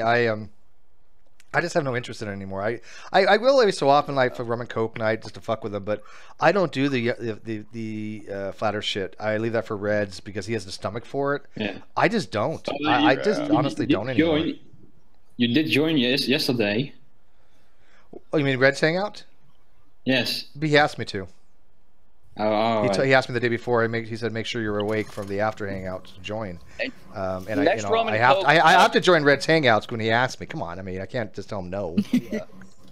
Next rum and coke, have it like scheduled so I can get some rum. It doesn't have to be rum. It can be anything. It's just a it's just a title. I don't have. I'd have to buy it on at that time. So I'll just buy some and have it on. But you have to have alcohol to deal with flat earthers. It's just. Yeah. And I mean, I know the other creationists are stupid. Don't get me wrong, but I mean, flat earthers are just in a class by themselves. I mean, I think they exist only for the fact that it gives the young Earth creationists somebody to laugh at. That's it. That's the only reason they exist. And them and sovereign citizens are kind of alike. So them and sovereign citizens, they kind of use the same logic, because when it goes down that rabbit hole of conspiracy theories and government, then you get the sovereign citizen aspect of it. Where they have the alternate laws. Yeah, Kaz points out, Nez actually thought that the square root of 25 was 3,278.57652382382321, whatever the hell it is. Yeah, Nephi does not know math. I don't think he knows what the square root of 25 is. I mean, he was drunk at the time, but if he actually thought about it, I don't think he would have a clue what the square root of 25 was. Does Nephi know anything? He knows photography.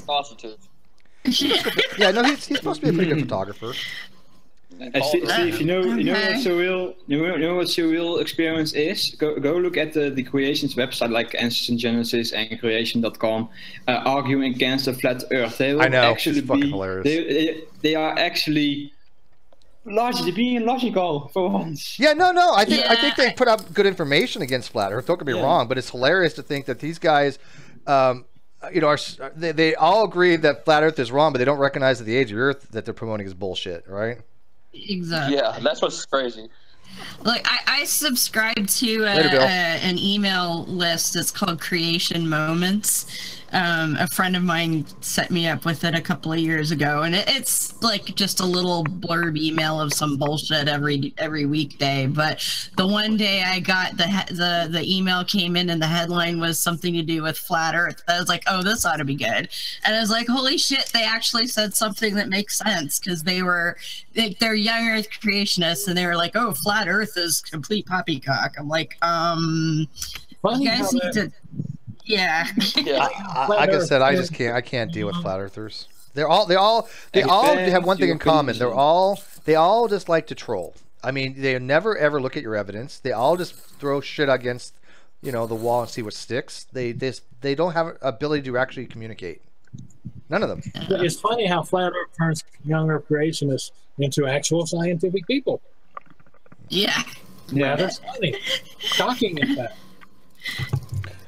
Definitely.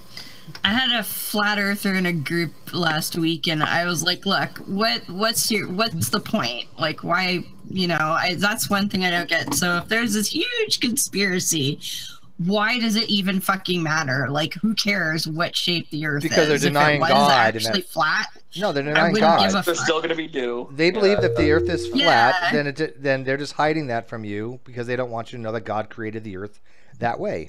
That's what they care. Oh, well, that's to discredit the Bible. I'm like, exactly. There's so much more to discredit the Bible than that. Come on. I mean, it's obviously a glaring error, but there's 700 more after that. Like I said, the main problem I have with flat Earth. Hey, Steve, who is this Kyle guy? I know. I was going to ask him in a second.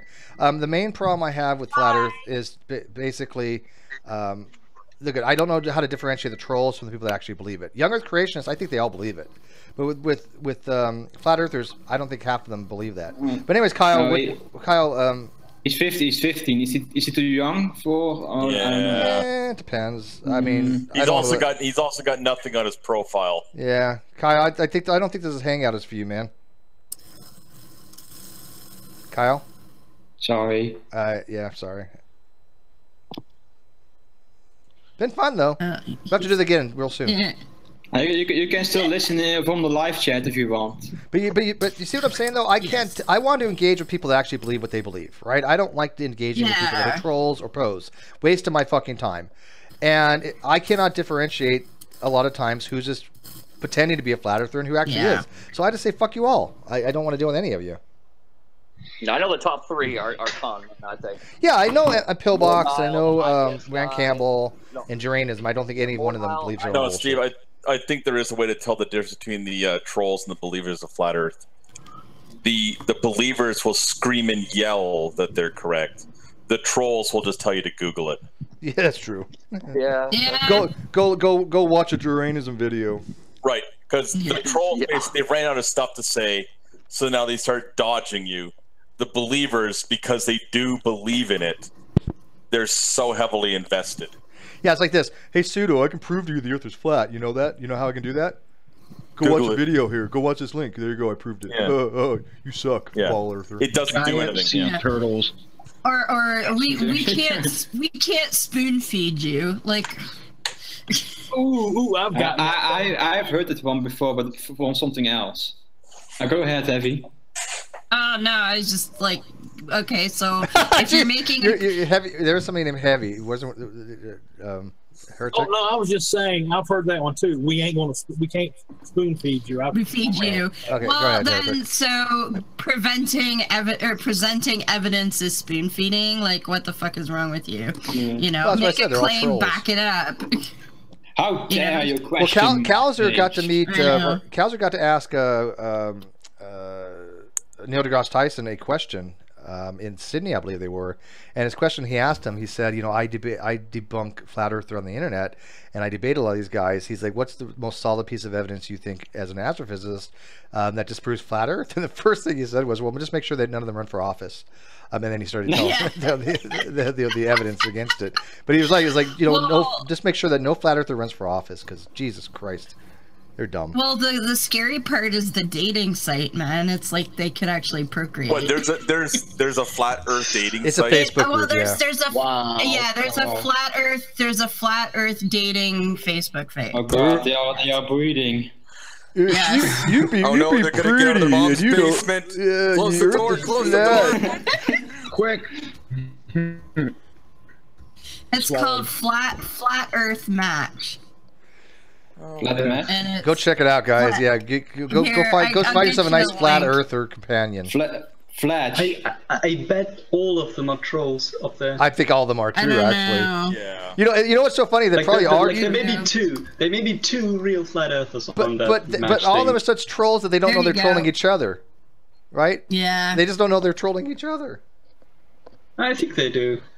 Can you imagine if they're in bed together and one of them saying "talk sexy to me" and the other one talking about the nation's navies are protecting the wall? Well, can you imagine you find the most awesomest companion ever, right? You find this hot chick that of your dreams, or Heavy, some bear dude, whatever your dream dude is, and then all of a sudden they start talking. You know, you've been dating for a while, and all of a sudden it just comes out they're a flat earther, and you're like, fuck. I think I'd go commit suicide. I would have to go, fuck, I don't know, man. How good was the sex? Whatever. Or get therapy. Yeah, exactly. You know, get therapy. Steve, what about that little turtle that people put on their car named Darwin? What? Turtle? Like the little fish thing? Yeah. Is it not I've heard of a story of someone who went on a date, and the lady basically put out how cute that is. They have a little turtle on their car named Darwin. Yeah. And they tried to explain that no, it's the fish, it's evolving, it's got legs. Yeah. She was like, no, it's a turtle. No, it's like Tiktaalik. Well, kind of. It's a fish. It's a tetrapod. But it's a turtle named Darwin. That was not supposed to be a turtle, was it? I thought it was a fish. Fuck. Yeah, it's a fish. I know, but she was insistent that it's a turtle named Darwin. Oh. I know what it is. Wow. It's Reg Keen. There's a meme in that dating group. It says when you find out NASA means to deceive in Hebrew. Yeah, NASA. Kent Hovind would say it's a turtle. Or how did you say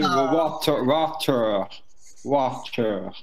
You don't do a good Ken Hovind there, Nestle. No, I don't know. I know. You I have an can't accent. do it. I can't do it. I can't. Can you? Water. By the way, Water. I think I'm being strawman. G-Man said. GPH said. I no, offended a bunch of flat earthers hang one on. time. I'm being strawman. One sec. GPH said no. Steve said a link to a video is not evidence. That's not exactly what I said. I said to a flat earther, they say, "Oh, I have evidence," and then they show you to a video. The video is not going to be evidence of a flat Earth. I guarantee it. Now, if you have something like stated clearly video, and you say, "Look, I have evidence of evolutionary biology," or something, you show them a stated clearly video or something like that. That's fine, but I think it's kind of cheesy in a way. Well, I mean, if you're not presenting the evidence, why but is it whatever. that the video they always send you to is a 5-hour video? Yeah, like you're gonna watch the 5 hour, and then you're gonna go, "Oh my God, yeah, the Earth is flat." Yeah. So sometimes they make a video that actually proves the Earth is not flat. Yeah. Oh yeah, There's one video like skyscrapers just above the horizon, but you can't see the entire skyscraper. Okay, Nestling, allow me just to do this. Perspective. 9/11 proves the Earth is flat. Stop laughing. This is serious. How? See, okay, when the Twin Towers were hit, they fell straight down. If the Earth was curved, they would have fallen away from each other to the side due to the curvature of the Earth. It would have curved out to the sides. Right. That's how 9/11 proves the Earth is flat. Well, there you go. Clear evidence the Earth is flat. We were wrong. No. Yes. There's a video on it, and I can show you. If it's on a video, if it's in a video, if it's in a video on YouTube, it's got to be true. People on the tower saw the horizon going up to eye level, and they couldn't let that go public. Yeah, well, I gotta tell you, if it's on a video on YouTube, though, you've got to believe that it's true, and water doesn't curve. So fuck you all. Okay, hang on. So riddle me this, Batman. If someone chops down a tree and that tree doesn't fall straight down, then the Earth is curved, is it? Well, no, Gestrin, because see, when you're chopping the tree down, you're putting that sideways force on the bottom of the tree. Yeah, it's a single thing, though. I mean, he's saying you're pushing it over now. What Pseudo's saying is because the building is like over the surface of the Earth. If the Earth was curved, then the outside of it should actually fall or appear to fall differently than the center. Is that what you're saying, Pseudo? Yeah. Yeah. I'm basically making it a joke because which of the is yeah, it's complete. Fall to the side. Not straight. Okay, down you use an explosive and blow it up, and it falls everywhere. Okay, theories that the joke is done. You don't need to. I actually saw something in the news. That left the bar. I saw this news thing where this like, 76-year-old ex-CIA agent admits the WT-7 was demolished using explosives, and then regrets. Now regrets doing it. And this whole fucking thing, and then you go to Snopes, and it's like, which we already knew, but he's like, Snopes is like, yeah, complete bullshit. This is from a source like World Newsnet Daily, or one of those sources, right? That's a bullshit site, and people still run with these fucking fake news shits. And there's comments underneath going, "I knew this all along. Oh my god, it finally came out." And it's like, you people are fucking dumber than even some of these flat earthers, these 9/11 conspiracy people. They just really are. There was one they had a picture of a baby with all kind of tubes and stuff. And they had the baby blurred out, and the headline was something about the baby had been gang raped or something. Oh. I'm like, what? So I did a Google image search. Even though the image was blurred, I found the original image. It was a baby in South Korea that had undergone some major surgery, and survived. But someone had took the picture and put it on his Facebook there's some fucked up people, dude. Gang rape. Yeah. Seriously fucked up people on the planet. And then you post here's the original. Here's what was really, really about. This is fake, and people are still posting underneath that. about, oh, they should be hung. Well, it's that stupid Jaden Smith bullshit. Like, days after that came out as complete fake, I was still getting people messaging, don't accept a friend request. I'm like, the fuck, people? Like, I don't even you know, go out of my way to read news necessarily, unless, you know, there's something specific. But, you know, and that just sort of, you know, within an hour or two, I found out it was fake without even lifting a finger. And these people are, you know, still, oh, don't accept a friend request. My favorite one, though, was a meme. If you get a friend request from Lorena Bobbitt, don't accept it. You'll get hacked. That was my favorite. I still have some friends that buy into all that shit. I still get occasionally a private message, people saying, "Oh, hey, you know, don't accept this friend's request, don't like this," and I'm like, you guys don't vet any of this shit, do you? Yeah. Why would Jaden Smith be sending you friends requests anyway? Yes. That's my first Well, I mean, question. maybe Jaden, exactly. You know, she's got a decent channel. Maybe he just, you know, wanted to be friends with her. I don't know. Well, and I think half the people that were forwarding the stupid message didn't even know who Jaden Smith was. Because that should be anybody's first question, is why is Jaden Smith trying to friend you? But instead, oh, I don't accept. I don't know why half people like try to friend me. I'm thrilled to death they do. Find me on Facebook. Find me on G+. Subscribe to me. I accept everybody. I have no standards, so it doesn't really matter who you are. Yeah. I pretty much accept you. You know, out of my 600 plus Facebook friends, that's why you debated Ronnie. Yeah, out of 600 Ronnie. out of 600 Facebook friends, 500 of them from chicks from Czechoslovakia that I have no idea, right? You know, just whatever. They're hot. No. Yeah, no. Hey, that's Steve's entire Skype list is chicks. That's my entire Skype list is shit hot. I have one. I do have one chick from Czechoslovakia, or Czech Republic. Sorry, Czech Republic, and she's extremely hot. And we've been friends for like 5 years. And I met her. A long story. A friend of mine was. No, here's a good story. A friend of mine wanted to do some kind of chatterbait thing, and I was helping her out. And we were just checking things out, and we happened to come across this one performer.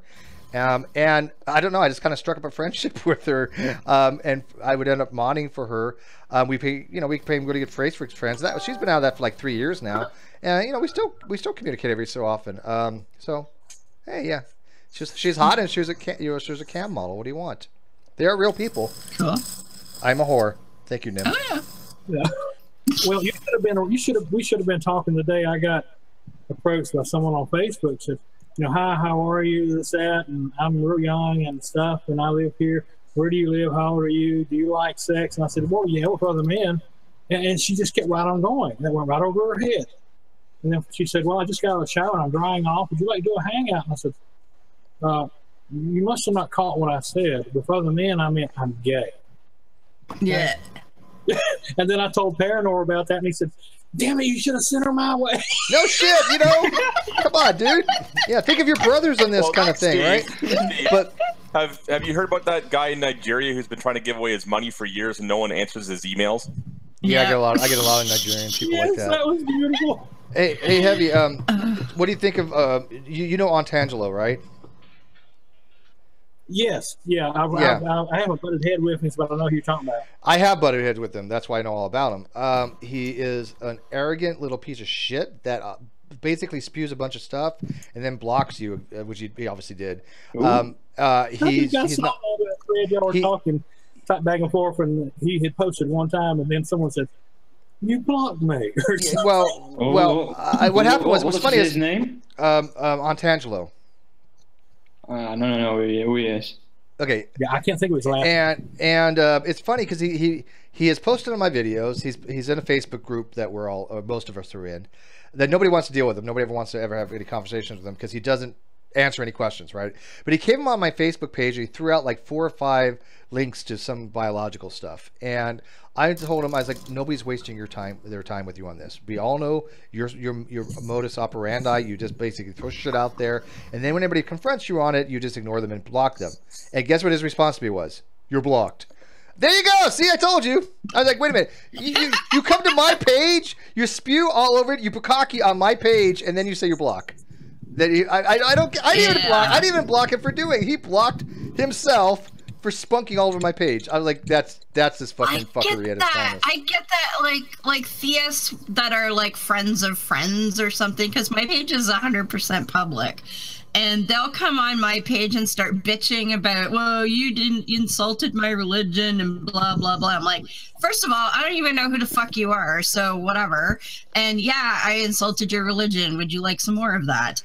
And then they get all pissy and block me. I'm like, you came to my fucking page. Like, what the hell? I know. Well, you're Canadian. You gotta be careful of that. But yeah, I know. I'm just flabbergasted by it. I'm like, you're really gonna come into my house, shit on my carpet, and then when I tell you you're a piece of shit, you're gonna block me. That just makes no sense, right? And I don't block people lightly. I really don't. It should be really easy. And they come to you. They tell you how much you insulted them, and you're like, okay. Yeah. Go on. That's what I do. I'm Go like, on. yeah. And your point. Oh, I love this. I'm People, like, you know, have you read it? You know what the latest thing has been? I've had a couple people do this, and people I don't even know, right? I mean, because of these debates, I'm getting hundreds of people that I do not know, and most of them are, I say 95 to 90% have been completely nice, right? Really awesome, and I love meeting new people, and they'll comment, I'll comment back to them. Great, love all the newcomers, but there's a handful of people that say, well, Steve, you're supposed to be the moderator. Why are you talking shit, blah, blah, blah? And I'm like, let me explain to you something. I only have to be neutral during the debate. Before the debates, after the debates, I can say the fuck I want because I am a person and I have my opinions. And Kent knows my opinions. I've known Kent for years. Go back and watch some of my other videos with him, going back to 2015. Wayne knows him. I've known him. Wyatt Minkus knows him. We've all engaged with him. He's no stranger to any of us because we helped lead Wayne away from him.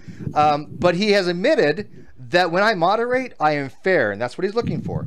And he can't. He's not able to say, well, Steve's an evolutionist, but so I get shit on kind of thing in my debates. He knows he can't, and he doesn't want to. He's like, you know what? I get fair treatment. That's what I'm looking for. But after the debates and before, I'll say what the fuck I want.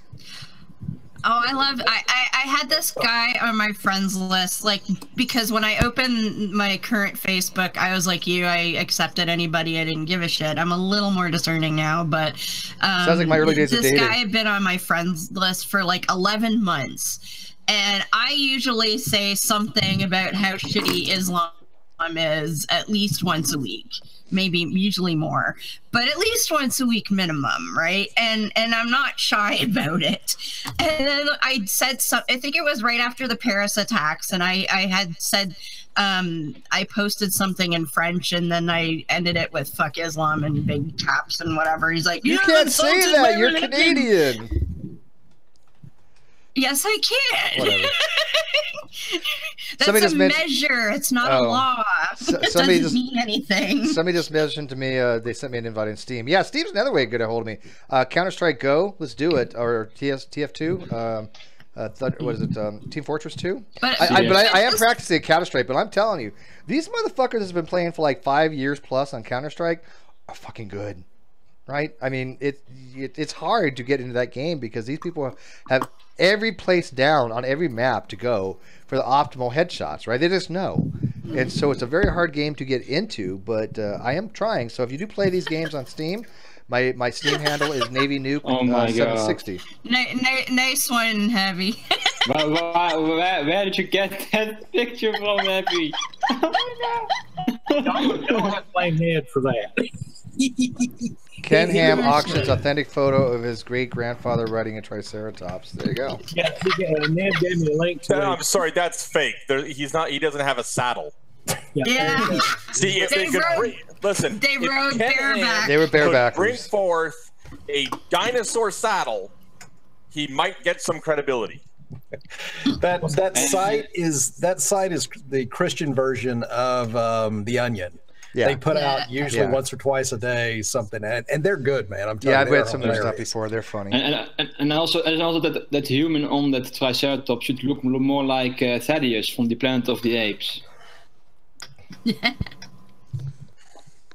Well, anyways, guys, this is probably yeah, be a no. short hangout because everybody's like leaving. I don't know if I really want to go on too much today. It's up to you guys. You know, it's a short show today. But completely up to you guys if you want to continue for another 15 minutes or so. Yeah, whatever, Okay. sure. I mean, I just got up, so I haven't done anything yet. Well, I was actually, like I said, I actually wanted to go play some Counter-Strike Global Ops with some people. So, Pew and you and Calster.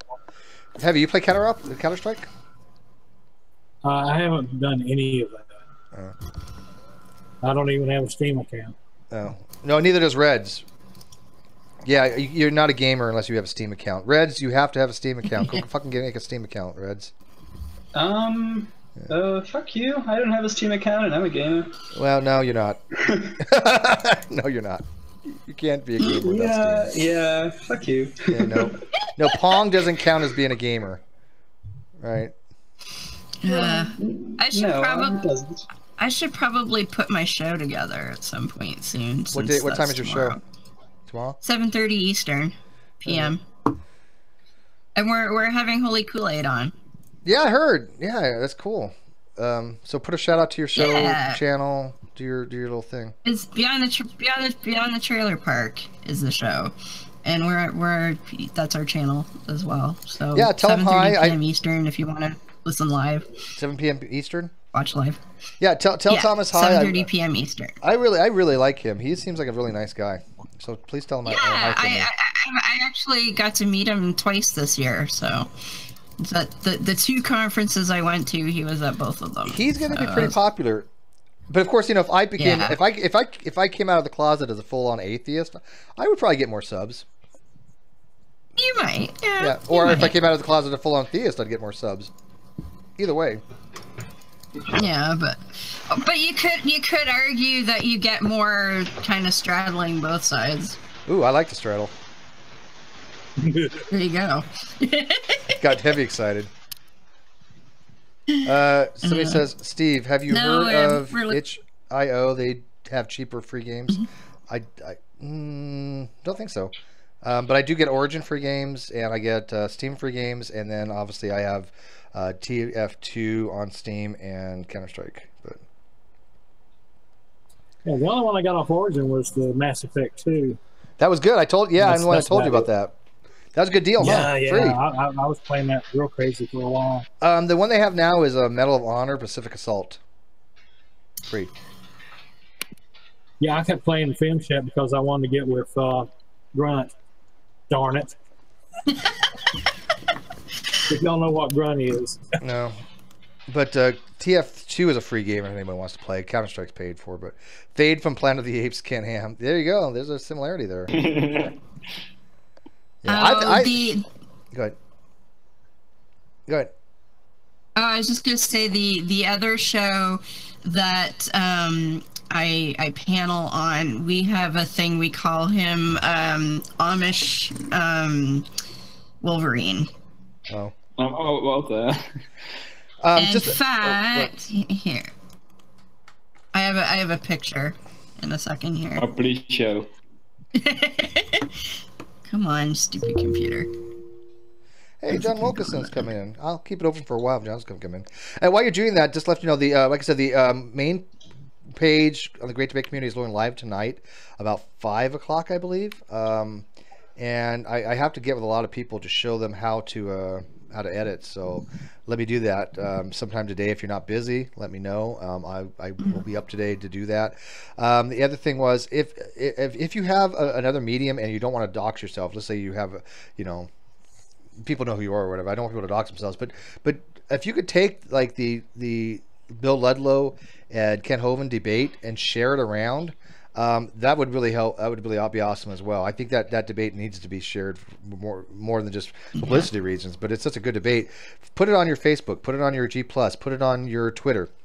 If everybody who watched this video would do that, just like the 50 people watching, if they haven't already, if they say, look, share this, that's how these things get propagated, throughout the masses. And I think that particular debate is, because it was so good, is worth sharing and disseminating. Hey, Han Slash in the live feed. John popped in, but then he popped out. Where'd he go? I don't know. Yeah. What do you got there, Nestleg? That debate on Facebook, that debate is really getting talked about there. Yeah, no, people have been talking about it. It's definitely trending. Yeah. Did you see Brandon Fuller's picture she put up? She said she had never heard Bill talk, but it sounds like Kent was talking to this guy, and she shows a old wagon bus that's got flowers all over, like from the hippie days, and then who was that, Brandy? Fuller? Yeah, I know who Brandy is. Yeah, from the Facebook. Yeah, I know who Brandy is. I like her. I like Brandy. Okay. Yeah. That picture of the van, she was picturing Bill as this really cool, laid-back hipster van from the 60s or 70s. A lot of people don't realize that we're like we're like all over the place. We got groups in Facebook that we talk to. We got our hands on a lot of cookie jars trying to build this great debate community. They know who we are. I mean, definitely. All these big. How many members do we have now? Over 800. Wow. And I expect that to break 1,000 in the next couple months. Wow. I've been on target for all my things. All my goals I've met so far. What? You should have a special. You should have a special event when it hits 1,000. Oh yeah, of course I will. Yeah. But I mean, we all need to go out and solicit people too. I mean, I don't want people to dox themselves. If people in real life that know your real name, that you don't have it out there, something like that, then that presents a problem because they come in and they say, yeah, I'm such and such. They dox somebody. But for the people that don't care, yeah, ask your friends. Come on in. We do the Great Debate community. Once this page goes live, there's going to be a reservoir where people can actually, from all over the world, come and watch these videos and actually have a repository for all of them, more than just being on my channel, right? Because it's going to be a collection. It's going to be all the Great Debate Network, right? Including since I work on any kind of web page stuff. But if y'all need some artwork, maybe or I will solicit you for artwork, peer review, and a few other people that do wonderful artwork. Yeah. We just haven't gotten that stage yet. But like the people that are in the Great Debate Network, like Heretic Woman and Talking Shit Tuesday, those channels, they're going to have to upload their own shit eventually. And that's... Yeah. So I got to show them how to do it. It's not terribly difficult. But you want it on that depository so people have more access to it. Because I have Google Analytics. I can actually analyze the traffic flow. Oh. Ed Harry says we should really get Logic to debate Kent after Logic finishes High Hoven series. Yeah, I've never talked to Logic. I mean, I know he subscribes to me, and I've tweeted him, and I've had tweets with him a few times, but he's not one to really go into Hangouts and do debates, I don't think. But we'll see. I mean, as time progresses, I would like to.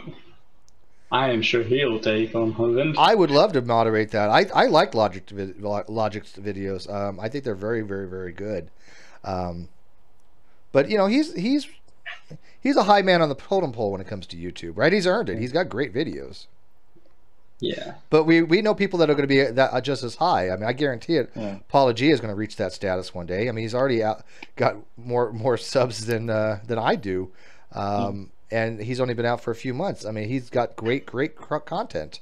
So I really like how Gurard Logic calls the flat Earth a space biscuit. Yeah. But I believe that all the members are in the Great Debate Community Network. If one channel gets popular, the other ones will get as well. We all share our subs. That's the way it should be. I'm not here to be number one. I'm just here to coordinate. Go ahead, Heavy. One thing that came out on Facebook was a conversation, I think, with you and Bill and some others. I forget just where, but it was something about Bill was talking about how many more subscribers he's got. It's like it just jumped, several hundred new subscribers or something. And it's like the exposure he got really put him out there in front of a whole lot of people that didn't know anything about it. Who was that? So that's a good thing, too, because people you can have people doing debates, and it kind of helps get the word out. These people are, really sharp. They know their stuff. Now, I think that's pretty good. Add Harry just who whom are you referring to though, Heavy? Who are you referring to? Huh? Who were you talking about just now? Bill Ludlow. Oh, Bill Ludlow. Oh yeah, okay. Yeah, Yeah, y'all were Bill. talking Yeah, no, about yeah. Well, we knew stuff Bill. Yeah, no, we knew Bill from the Facebook groups, right? We know Bill for a while, but a lot of people in the Great Debate community didn't know him. He was talking about how many new friend requests he's got. Oh yeah, how many new He's got hundreds of new subscribers friends and stuff. requests. Yeah, yeah. Oh yeah, and I've told him he's earned it. I mean, by all means. Ad Harry said, "If you want, Steve, I give you my Patreon spot for Logic's Patreon hangout if he allows it. I don't know if he allows substitutions. Open to me, but it's usually 2 a.m. for when he does these things. I would be thrilled to death. I like Logic. Again, I would be thrilled to be in a Patreon hangout. I don't Patreon many people. I have 2 Patreons only because financially I suck. I do this full time. This is my entire job. You know, I mean, I literally, I don't suck for Patreon heavy. Don't get too excited. You know, all things are donations. There's no contract for reciprocatory thing for myself. So just FYI, you know, it's all donating to me. You don't get anything back, not even a hand job. Sorry. Yeah, I have a book, Amish Wolverine. That is pretty good. I don't get it. 80% heretic. I have a book. I'm the best there is, so what I do. There you go. But yeah, I would love to sit in a Patreon hangout with Logic. I have another one that says, "Were you there?" I don't get it though. What's no. Were you there, Bob? Yeah, were you there? Bob?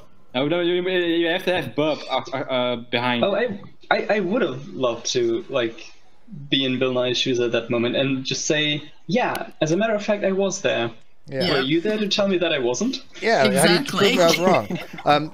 Nim says Steve doesn't sleep, so time is an issue. You know, I do sleep, but it's like every other day. I go like 40 hours without sleep. But when I'm out, you won't hear from me for like 12 hours, which is a problem because then I wake up and I got a billion fucking messages I got to go through. It takes me, I'm not even lying, it takes me about 2 hours to go through all my notifications and Twitter. And, I believe it. It's a shit ton. I mean, every time somebody leaves a message, I get a notification, right, on a video or something like that. I try to respond to all these people, right? I really do try to respond to everybody. If I don't, it's usually because I'm busy or I missed it. But I get a shit ton of people messaging me, instant message on videos, Twitter, Facebook. So it takes me several hours to do that, to get that out of the way a day. Dang, dude, this is pretty much a full-time job for you now. It is well, it's equivalent to a part-time job because that's what I'm making out of it, but it's worth it to me. I mean, it's my source of income, but I want to give something back. That's why I have the Great Debate Community webpage. That's why I'm having these moderates. That's why I'm soliciting these guests to come in. We might get Dr. Humphreys, for God's sake. That would be awesome. Humphrey? Yeah, Humphrey. Mm-hmm. I don't know. Never mind. Yeah, so from ICR. Oh. Yeah. So I mean, you know, it is a community thing. The Great Debate community is a community. It's not one person. It's everybody, and that's why I'm hoping that everybody gets involved because it will benefit their channels as well. The more you upload to the Great Debate community your content, the more people will have to be exposed to it. I mean, Heretic Woman, you get about I try to look at people's numbers. You get about 40 to 50 people watching on an episode. Views? Yeah, well, not watching. No, those views, are the total views views after the fact. Yeah, the total views. Yeah. Yeah. Like, it depends. Like, I've had a few, like David Silverman, where I got a couple hundred. And yeah, we've got to make that 10 times that value. That would be awesome. Minimum. I mean, minimum. I do simulcast on Spreaker, and I usually get like several hundred listens on Spreaker. Yeah, but on Facebook, I mean, YouTube, we need to get those numbers up. We can do it. We can definitely do it. Yeah. You know, yeah. I'm all for that. Like, and actually, I think the time changed because we used to be 9:30 and we just changed to 7:30. And the last show, like the first show we did at 7:30, we actually had a bunch of people in the chat, which doesn't always happen. So that I think is helping too. That's good. Tom says before Steve blocked Quantum Eraser, he had to spend 6 hours a day to respond to his messages. Yeah, pretty much. I responded a few times and I was like, fuck this. I mean, Quantum Eraser writes like paragraph upon paragraph of bullshit nonsense, and then ask you 15,000 questions. And I'm not playing that game. I tell you guys what, I don't have long responses because I don't like having long reads. I like the too long do not read or didn't read shit, except for people like maybe like Ogtai. But for the most part, anything over than a paragraph or two, I probably don't read the whole thing. You know, I can't answer 50,000 questions, right? Ask me one thing and stick with that particular thing. I'm fine with that. But when I have something like Quantum Eraser, I mean, what he'll do, he'll post like 8 questions, and they're not just minor questions, right? Each one requires like a long, intricate explanation that he just doesn't understand. Well, and one thing that, like, my co-host, she's been blogging for like 15 years now, and one thing I think, what does she call it, the 10% ratio or something? Like, somebody will make a stupid comment that takes like 10% of their energy, but it takes you 100 times more to debunk their stupid thing that they said. Yeah, it takes far more amount of energy to debunk the bullshit than what they say. That's why I ignore a lot of it. It's just not.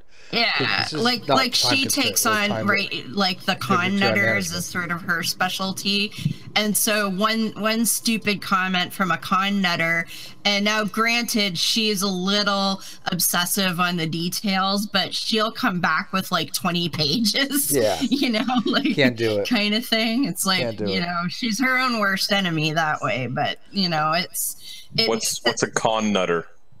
You know, people who believe in chemtrails and FEMA parks or FEMA camps and conspiracy nutter. Okay. Yeah, conspiracy nuts. Yeah. All right, guys. We've been 2 hours, so I'm gonna bring this to a close. Again, the new webpage goes live tonight. www.greatdebatecommunity.com. The org is only for building the site, and we're going to port everything over. So it's not going to be www.greatdebate.community.com. I think that's easier to remember, even though we're an organization. Commercial can be either one. So we decided for the com to be in the org. But that goes live about 5 or 6 o'clock tonight, maybe a little later, like 7. But once we get that up, like I said, I'll be showing people how to use that. Let's see here. Negation of P, you still with us? Oh, yeah, he's still here, I think. Yeah, but I don't know if he's still listening. I'm here. Oh, do you want to throw out your channel real quick? It's Negation of P. Well, I could have told you that. There you go. Exactly. Go sub to Negation of P too. Mystery solved. Yeah, he's got great content, although he doesn't put much up. But what he does put up is pretty damn good. He also debated True Empiricism a long time ago, and True got annihilated. So if you haven't seen that particular video, go watch it. What the debate was basically is if intelligent design was true, how would it affect atheism? And Negation of P gave Ronnie everything. He capitulated everything that could possibly be given to him, except for one little thing to make that final linchpin that makes this whole argument put together. And Ronnie could never make it happen. It was embarrassing. It was a brilliant tactic too. You know, I used it in my debate as well. So painful. What? You give Ronnie everything he needs to put the puzzle together except for that one piece, and he's looking at it. It's obvious it's an elephant, but because there's one piece missing, he can't see the fucking elephant. Yeah, no, seriously, he'll like do this isomorphic thing, and he'll move everything around, and he'll look at it from different angles, and he'll be like skewing it this way and that way. Yeah, Ronnie's just stupid. What are you gonna do? I mean, and just to be, kind of, I don't know, pointed. As much as I enjoyed that debate and as much as I enjoyed messing with him, honestly, I really hope I get a shot at Hovind. I'm gonna make it happen. Oh, I'm gonna do what it takes to get that for you, my friend. I trust you, bro. I've sent it off, so we'll see. If anybody can, it's me. Obviously, I'm in a pretty good position right now. Exactly. Yeah, that's the whole thing. That's why I put it in your hands. Yeah. But I honestly think that what I did to Ronnie will pale in comparison to because I know Hovind's going to take the bait, and once he does, things are not going to go well.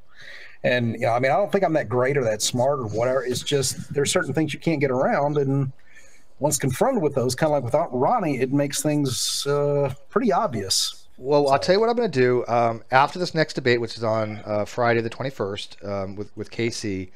Immediately following that next Friday, I don't think Herman Mays would mind or anybody else would mind. Maybe I can squeeze you in for that very next spot. That'd be great, man. Yeah, I would try because I would listen to it. I'd love to, and I think it'd be great for your channel. You have quite a bit of subs. But I again, it doesn't matter whether you have 200 subs or 55,000 subs. I think it's who's going to be a good candidate to debate Hovind, right? So. And is there a reason why it's put on the same date as the solar eclipse? Well, it's gonna be well after the solar eclipse. So. Alright. It's at 5:30 Pacific, 7 Central. That's way after the eclipse is in the morning, like around 11 most places. Yeah. Oh, and if anyone has no, the eclipse that's in August. This is July, dude. Yeah. Oh yeah. Yeah, you're a month off. Dumb me. Yeah. If y'all haven't heard, the newest doctor is a lady. I know. Yes. By the way, I'm glad you mentioned that. I think that's going to be good. I'm glad you mentioned that. Yeah. Missy was awesome. You know, the master became a lady. Oh, the actress. I do like Missy. I'm sorry that she's dead. I don't know if she's permanently dead. You never know it. Well, obviously, they killed her off, but I don't think she actually. You can't kill the master, right? And I loved her acting. I thought she was the best version next to what's his name of the master, right? But this fact that the new doctor is going to be a female, I'm all great with it. People have been bitching about it on Twitter. I'm like, what the fuck, people? Why do you care? The Time Lords can be either gender, so it's just statistically. It has to be a time where. Okay, all right, Steve. Listen, I'm going to explain here. Do you remember when Star Wars: Force Awakens came out and Finn takes off his helmet and you got the Black Stormtrooper? Yeah. Same bullshit. Well, people are fucking stupid. No. People fucking care. But that's like, why? Well, but people didn't care. It's like I mean, I don't think it's not that a lot of people care. There were like 3 people who cried like they did, but they still watched it and paid a lot of money it's not for like it. a lot. It's a very small amount of people that are whining about Doctor Who. They're just loud about it. But the rest of 99% are like, fuck off. I think she's going to do awesome. She's attractive. I didn't like Peter Capaldi that much as Doctor Who. Fine actor, but I don't think it just wasn't my favorite. I think he did a good job. I mean, he's the doctor. He can play the Doctor, but I want something new. I want something different, and I think this new season. After Christmas is going to be a whole different direction of Doctor Who, and I'm open for. But I'm glad you brought that up. But anyways, guys, we are gonna end this. Always give somebody the last word. This particular time, I am going to give Gearstern. You get the last word because you never get the last word. So take it away. What's the last word? That's fucking brilliant. There you go, guys. Good night.